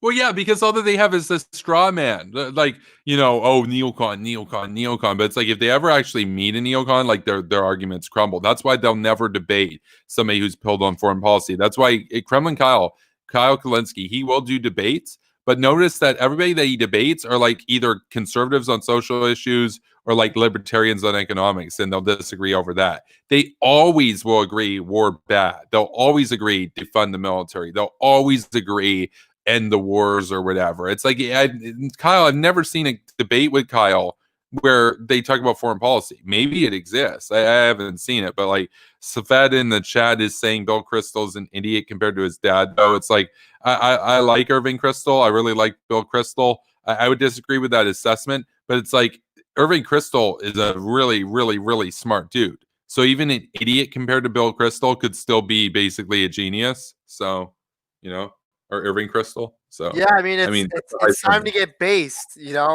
And the thing is, that it's like when it comes to like actual hawks, it's one of those things where it's like their views are actually going to be challenged because if you look throughout all of YouTube, everyone is pretty much a pigeon. Who's a hawk? Yes. Like us. A couple of us, dude. It's literally us. It's you, me, Jay, Reese, Billy. Kraut to some extent has gotten pretty pilled on foreign policy, which is dope. Kraut, of course, even tweeted out a little while back. He's like, I've come to, really get along with neocon YouTube, and it's like, that's basically one of the only people left that aren't cringe, and because the rest of it, it's just shit show. It's just culture wars. It's 172 genders on the one side versus SJW shit on the other. And it's like, really, we're going to be living in this forever? When are we going to deal with foreign policy? Like, there's not going to be a civilization to have a culture war over if we lose to Russia and China. Like, I mean, get hawk pilled, my dudes. So. Right. I mean, think of all the millions of YouTube channels out there that have been created over the years. Kevin's unique. Like, I can't think of any over-the-top neocons, and that's what makes them unique. Because again, there's hardly any like actual hawks out there. Everyone wants to be a pigeon. They all line up for their breadline. They never question. You know what's funny too? That it's like the pigeons are the establishment. Like they on YouTube, yes. Yes, and they're the establishment right now. Trump's in the White House. He's in the White House. He wants to end the wars. He wants to surrender to the Taliban. He's the establishment. But these people, they act like it's 2003 and that they're on the outside. Like they have all the power, man. We're fighting an uphill battle. They're everywhere. I don't care if you're in the chat. Name somebody who's like on the right, on the left, even in the center on YouTube. That's a YouTuber. Like what? Are they a hawk? No, they're not. Is Sargon a hawk? No. Is Jimmy Dore a hawk? Nope. Is Cenk Uygur a hawk? Nope. Is is the Amazing Atheist a hawk? Nope. I mean, the only big person you can name is Crouten T as like an actual war hawk. That's the biggest. And he's like in our community. Like we literally talk with them. Like, yeah, he's big. He's got like 200,000 subs and stuff, but like he's in our gang. So it's like he's hot gang. So. And the thing is, he's the only like big YouTuber that has that opinion. There's no other YouTuber that big that has the hawk ideas that holds the hawk values. Everyone else who has YouTube channels, like you or Reese or Jay and whatnot. A lot of people are a bit smaller, and it's not like a bad thing per se. Like it's not your fault, but I'm just pointing it out there. We're not that big. Like the thing is, when it comes to neocons, it's not like there's millions of neocons like everywhere. There's some that are scattered around, but it's like we got this. That's like you guys got to retake the mantle because the pigeons are the establishment. Like if you want like an establishment opinion on YouTube, you just say, "Oh, Iraq war bad." Like that's just the established opinion. There's no like questions to it. You just own it. It's like if you own the opinion as if it's like gravity or something like that. It's like it's stupid. It's like no, hold up, you're being cringe and fringe, and it's time to get based. Right, and the thing is, yeah, exactly. The thing is that it's like bold and bold. No, yeah, and well, the thing is, like, it's just an afterthought to these people. Like, oh, Iraq war bad. No one's gonna challenge me. Like that's the other thing. Like, these people don't even expect to be challenged. That's how rare a hawk is. These pigeons don't even expect to be challenged because there's hardly any hawks in sight. But you know what? I'd rather be a hawk than a pigeon because you could have a million pigeons and a hawk. It might take the hawk some time, but the hawk's going to eat a million pigeons. What are a million pigeons going to do? Are they going to eat a hawk? No. Hawk's going to it's kind of like, a million rookies versus like LeBron James. Who's going to win? LeBron James every single time. It's like if you got a hawk versus pigeons, you might be able to throw a million pigeons 1v1 versus the hawk or 10v1 versus the hawk. The only thing holding back the hawk from owning all of them is just time. Like it's just a matter of time to get around to all of that. Like these people like June and Jimmy and all of them, they'll have like 1 million subscribers or whatever. And then there's us. But it's like, again, I'd rather be rare and right than common and wrong. And that's my attitude. And we're a rare breed right now, at least. But, we're taking back the internet. We're ending the era of cringe. We're going to have the hawk renaissance. We're going to take our civilization back, and then we're going to kick ass, and we're going to expand our interests on the world stage, and we will ensure that the Western liberal order is universal and that human rights and freedom and liberty for all is the one common factor worldwide that everybody will have access to. And we got Nally joining us now. Hello, Nally. We've been streaming for a few hours now. We got. I mean, that's the other thing is like with the community that we have here. Yes, it's small, but I take this community, I take this chat gang over anything that Kyle has. Like, yeah, Kyle's got thousands of people that show up in his streams, but they're all idiots. Like, I'd rather take. And that's the thing too, right? Like, people like Kyle Kalinske, they have such a surface level view of like the world. It's like. Especially like when it comes to like global politics, like as far as like when he talks about Afghanistan or like when he talks about Syria, Iraq, or Libya or whatever other conflict that's raging on in the Middle East, you could tell that he doesn't know much about it. Like he can't really explain to you like the different factions or political dynamics or any nuance to any of the to any party's involvement in these conflicts. He can't tell you that. All he tells you is that it's like, well, war bad and the U.S. shouldn't be involved. The thing is, he'll talk about ongoing conflicts that the U.S. isn't even involved in, and he'll say that we're involved. It's like, wait, what are you talking about? We're not even involved in this war. But he'll say that we're involved anyways, because again, if there's a conflict going on, then somehow the U.S. is involved. It's just somehow. Oh, and it's the U.S.'s fault too. It's not just that the U.S. is involved. The U.S. is to blame because hey, 60 years ago, like there's conflicts that are going on right now, and like he'll say that like for example, like I guess like in the Congo or whatever, like he's talked about, and we've never even had a single U.S. soldier step foot there, but he'll still blame it on the U.S. because somehow the U.S. is involved, even if we have no ties to any of the parties or factions going on there. He'll still blame it on the U.S. Like maybe it's because a deep state. well, maybe because there's soldiers on that same continent. Maybe that's how it's connected, or maybe because these soldiers are on the same planet. Maybe that's why we're connected, or maybe same planet, dude. Same planet, dude. Same planet. So then it's all connected. No. I'm serious. Like you have to watch all these videos on foreign policy from Kyle Klinsky. He'll tie everything back to the U.S. He can't even go 5 minutes. Dude, don't do it. Don't do it. You will have an aneurysm. Like unless you're a masochist, don't do it. It's cringe. It's cringe. It's a binge of cringe. You might as well just say the Roman Empire fell because of the CIA. Like just because of the CIA. Yeah, no, exactly. Like that's how far like these people really go. I mean, honestly, if Kyle made a video tomorrow that like the Ottoman Empire fell because of like the CIA, honestly, I wouldn't even be surprised if he said something like that. Because again, that's how far these people go. They make everything about the US. Everything. And it's so funny too. It's like Kyle, nobody cares. And Kyle, nobody's involved there. And that's the thing, like it's like he calls himself like this expert, but all he does is just like all he does is just talk about Iranian propaganda and Russian propaganda. He's an expert. His sole source in the video where he alleged that the United States was literally blockading food aid from reaching Venezuela was a Twitter account associated with Venezuelan state TV. That was his only source, and he took it at face value. The dude, I mean, to say that he's a moron, no, there are morons that do better fact checking and have more sources than that.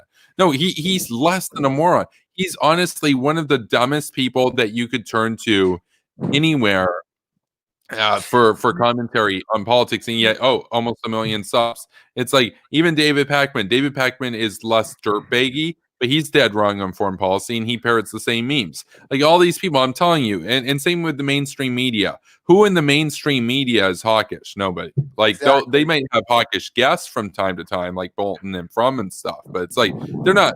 There are no hawks that have like it's Tucker Carlson and shit. It's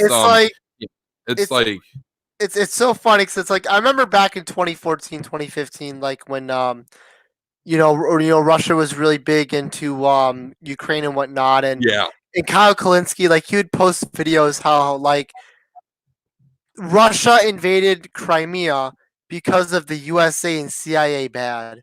Like that's not like what the hell is this? It's like oh my god, it's like dude, we barely have any relations with Ukraine as it is, and you're gonna say that it's our fault that Russia invaded Crimea? What 24D chess are you talking about? Hey man, he didn't do anything wrong. It was all America's fault. I mean, no, dude, he's a joke. All the anti-interventionists on YouTube, like all of them, all the big commentators on YouTube besides Proud. One of my favorite recent ones that I've been watching is Caleb Maupin. And I posted on Twitter about that. I posted a quote of his bio on Twitter. If you guys want to read that, I posted a quote. Yes. I literally said, "Yes, no, dude, I'm gonna download. Can you send it to me?" Yeah. Everyone needs to read this.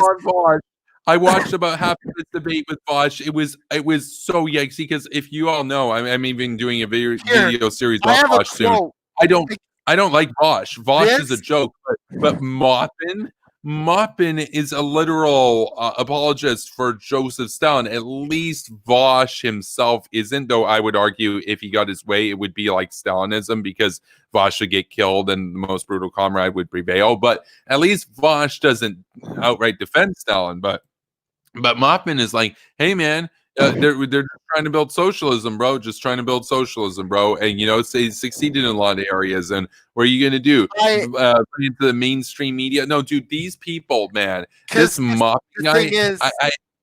Oh man. I was just gonna say real quick. I watched the debate twice with Caleb Maupin, and I started watching some of his other videos. And I look, he also has a YouTube channel too with 10,000 subscribers. And what? And I looked up his I looked up like a little Wikipedia about him, like I guess it's like blog or whatever. And I have a quote, and I just sent the tweet to I sent the screen cap to Kevin, and I tweeted about this yesterday, and I looked at his bio, and I'm like, no way, that's not a real bio. And I just sent this out to Kevin Castle.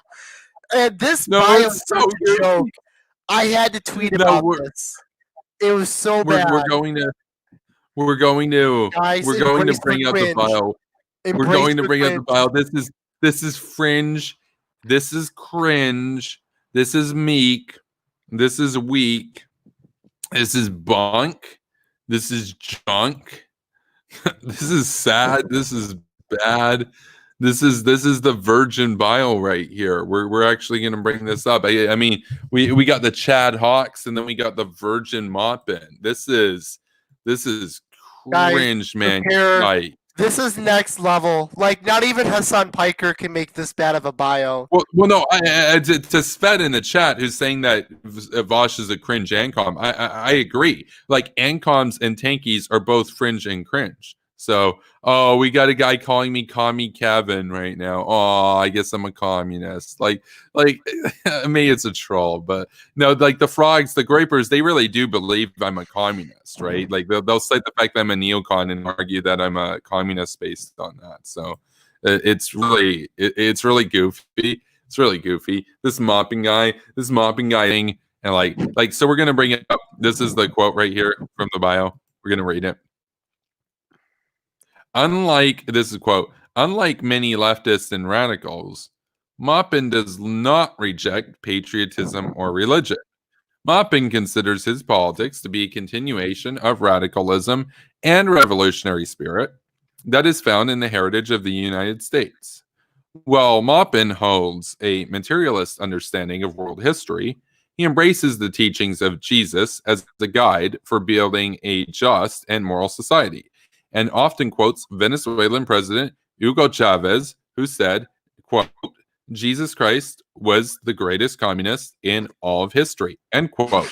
That is amazing, because of course Hitler cited Jesus too. So it's like Hitler would have based Jesus as a legitimization of fascism. He had the Lateran Pact. I just want to say on this. Really quickly. He says there, he talks about all this stuff in terms of like Jesus as a guide for building a just and moral society. He defends Stalin.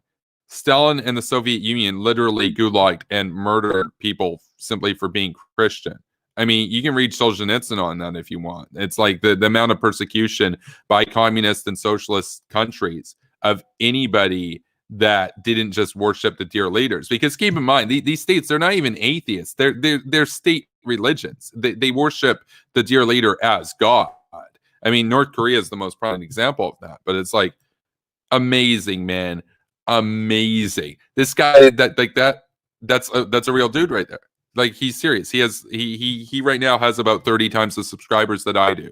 So we got 30 times as many people watching his shit. Like, we need to change that. So subscribe to this channel, definitely. Like, no doubt, subscribe to this channel. If you want to own that loser, subscribe to this channel right now. That is some bunk and junk. I mean, Maupin, so he's not even just a tanky, because at least some of the old school tankies they basically regarded religion as the opiate of the masses, even though they would, of course, worship Stalin and stuff. This guy basically he lends himself to thereby defending terrorism, defending Hamas, just the same way as Jeremy Corbyn does. Because Jeremy Corbyn isn't your simple religious opiate of the masses tanky. He also defends religious terrorism too. So he defends both. He defends communist atrocities and terrorist atrocities. I hate these people, dude. I Like hate these Maupin people. goes Like, so far. Like this guy, when he was talking to Vaush, he was talking about the Iraq War when Vaush asked him about his stance on China. Like, and the thing was, what's so funny that it's like Caleb Maupin is the kind of guy that you ask him, "Oh, which Christmas tree do you want?" Neocon Ghoul. Like the thing, like Caleb Maupin will try to integrate every single conversation into U.S. interventionism, and it's so fucking annoying. Like this guy is like beyond the pale, and he had like an article. He had like another article about like Jack Mao or whatever, like that Chinese billionaire talking about like he was a true Marxist, and then how like he's like one with Jesus Christ and like all this other crazy shit. Like I started reading some of his articles. This guy is a total clown ball. Like this guy's the head of the circus. Not only does he put on the clown makeup, but he also puts on the clown makeup for other people. And he puts on the clown shoes and he never takes them off.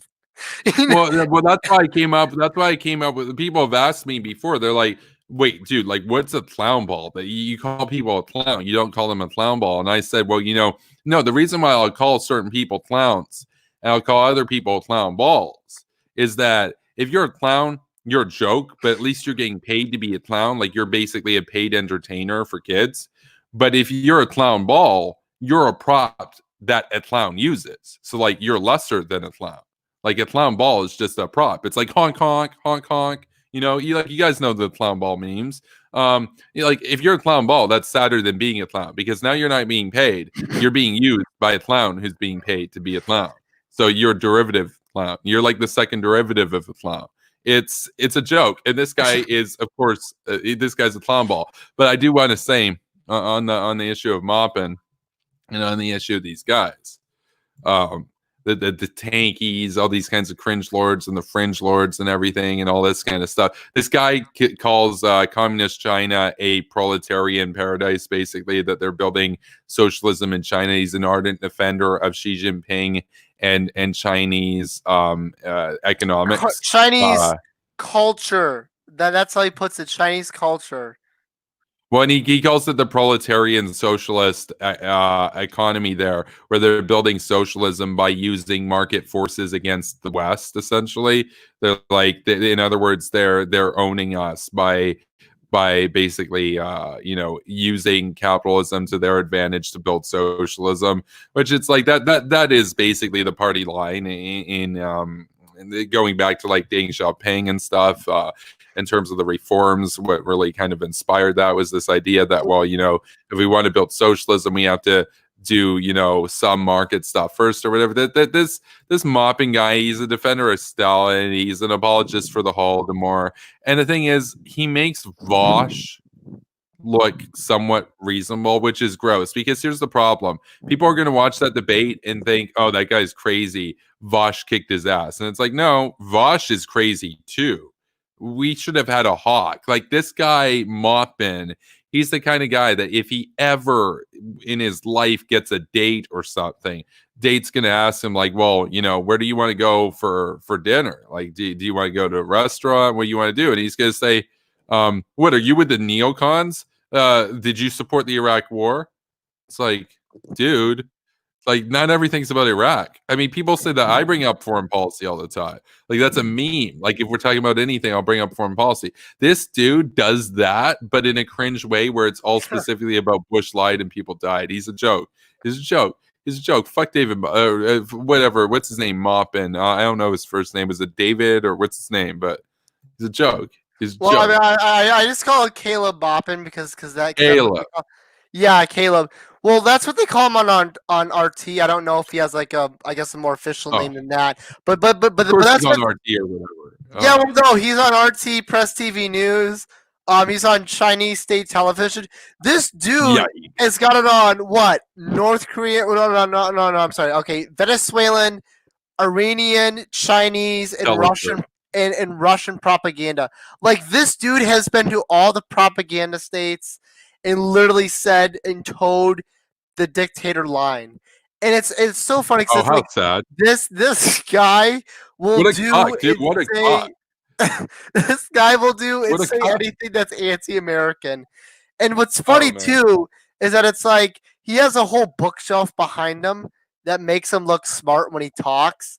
But it's like, dude, you're not even that smart. One, you probably have never even read the books behind you because you think they're all neocon.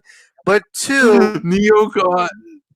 that's the thing. Like this guy is so far up his ass Anthony, you about it. sound like a neocon right now. You sound like a neocon right now. If you weren't a neocon and you were woke and you understood what the military industrial complex does with like the neocons and the colonialisms and the imperialisms, the orientalisms, you would understand that like he doesn't need to read the books, that he has the spirit of Jesus and Marx with him, man. He doesn't need to read it. He knows, you know. You sound like a neocon. Yeah, You sound it's like a hater. he's like that guy when you walk into a restaurant and it's like you all sit down and like during the meal you ask like, oh, like how's the biking trail today, and he responds, did you know in 1990 did you know in 1990 that this one refugee lied about this, and all those kids actually didn't die by Saddam Hussein? Me, I hate neocons. Like that's how The this guy neocons. totally is. Like this No, guy will dude, make everything about neocons.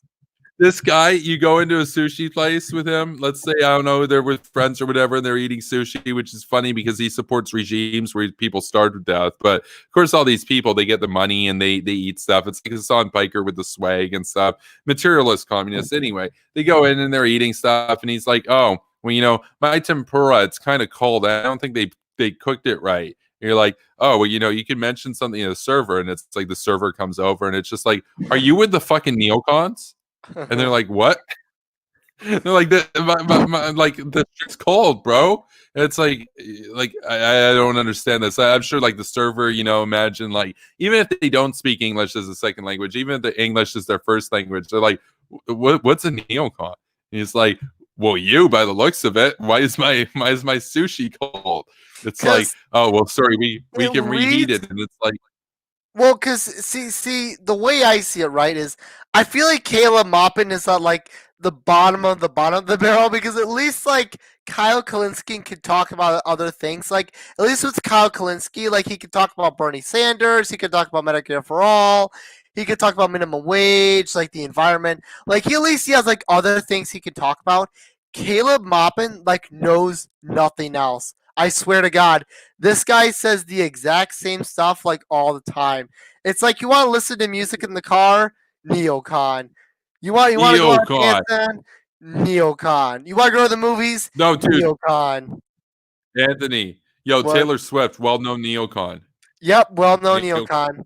Yeah, no, Neocon. exactly. Like this guy, like if you ever come across his videos, like he makes Kyle Kalinske actually sound a little bit more reasonable, which I never knew you could. I never knew you could fall He did that below with Kyle Vosh. Kalinske. He made Vosh sound reasonable, dude. Vosh is batshit insane. He's an anarchist and a communist, and he made Vosh look like a professional dude who knows what he's talking about. Kevin, he's a McCarthyist neocon, according to Caleb Maupin.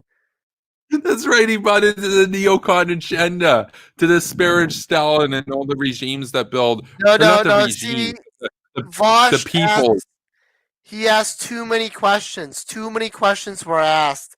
Therefore, he's a McCarthy. You heard him during the debate. He called him a McCarthyist. I'm like, Yeah. what the hell are you talking about? Wait, like it's like if you actually think that like Vosh is some kind of like McCarthyist neocon like establishment, then you're so far up your own ass you can't even pull yourself out of there. Like, the irony is he's a bootlicker for the Russian, the Chinese, Iranian, and Venezuelan establishments. He has no questions for them. No questioning, no criticality, just praise, just bootlickery, just cockery. How sad. honestly, you should make a video on this guy. Like, he's an absolute clown ball.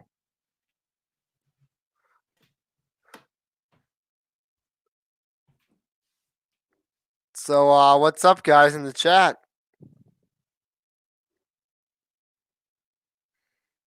Yeah, I consider myself more of a liberal hawk than I do a neoconservative. All right, see you later, man. You have a good night. Yo, what's up? Yo, we're gonna need to wrap up the stream pretty soon. I'm pretty tired. I know. Oh No, yeah, but Natalie Avalon. Natalie Avalon's a liberal hawk. Well, That's yeah, right. that sounds. You sound like a neocon, Natalie. Exactly. Like, because keep in mind, Vosh is a neocon. Vosh is a McCarthyist. So if he's a McCarthyist, then what are we? Like, honestly, you gotta do a video on this guy. I could probably send some videos later, and you can definitely make a whole YouTube series on him. I'm telling you, man, this guy. Send it to Reese. Reese does more of the exactly. response videos and stuff. I do more of the streams and everything. I mean, we'll take a look at like cringy clips, but like I could see Reese doing a response because he does like the Kyle stuff. We could definitely get some clips together though, because this guy, he makes himself look so awkward and like spurgy in like normal conversations. Like, this is beyond like anything else I've seen. Like, again, I thought like Kyle Kalinski's like the barrel. No, you Yeah. could actually go below that. He's like, no, Kyle Kalinski doesn't go far enough. I'm actually gonna go stoop two floors below that. He's gonna outcut Kulinski. He's gonna outcut Kulinski for Putin. It's so bad. It's so bad, dude. This guy's a living, breathing meme. Like, if there's a dictator out there, this guy's just gonna make apologetics for that. Like, oh, they're socialists, dude. They got a red flag. Oh, they're wonderful. They're wonderful. It's like yeah. I do. The thing is, I actually probably have more in common with Maupin on China than people like Vosh and stuff who will just say, oh, they're fascist, they're capitalists or whatever. It's like, no, communist China is a socialist system aiming to build communism. Like, Maupin's right about that. I just am against socialism and I don't want to live in communism. So like, on that, he's more correct than Vosh is, because he's right to recognize that communist China is a proletariat dictatorship. But as Marx would have wanted. But Vosh, on the other hand, like, Vosh isn't a tanky, so Vosh is going to have these appeals to humanism and these kinds of things that in many ways are more dangerous. Like, that's one of the reasons why this stuff is dangerous, because if the debates are always between two people who have really dangerous ideas, but one is slightly less dangerous, then that doesn't mean it's a win for humanity. Like, because Vosh looked really reasonable there, that's bad, because Vosh's ideas are deplorable. Like, if Vosh had his way, the world would look like what Minneapolis looks like tonight. So, but we do need to wrap up. So thank you for coming on, and thank you for everybody for being with us tonight. We had a bit of a longer stream. There was a lot to go over. We had some really intense riots, huge fires, massive chaos in Minneapolis tonight in the wake of the death of George Floyd. And so with that, we will go to Anthony Roberto for your closing remarks. So thanks for coming on. Yeah, no problem. So I guess to conclude everything all together, I definitely had some fun. We started out looking at that unicorn guy's stream. We looked through some different videos of burning buildings and seeing how we need to be hawkish, not only domestically, but obviously in foreign policy. And, especially when it comes to other stuff as well. So like the National Guard or in other states for writing, there definitely needs to be a line on this kind of stuff. You definitely need to push back. Like, a little bit of violence that spurts here and there, all right, whatever. But you got to eventually take control. And then that's the thing, because you can't let this go on forever. Because there's a lot of ramifications that will happen if nothing is done. And something needs to happen. People need to step up to the plate. People need to have an actual red line. We can't be like Obama, unironically, and just wait and just wait and just wait. What are we going to wait for the rioters to do? Wait for what? Wait for nothing. I'm not waiting. Oh, the waiting period is done. And I think on that note, most importantly, don't be Caleb Boppin.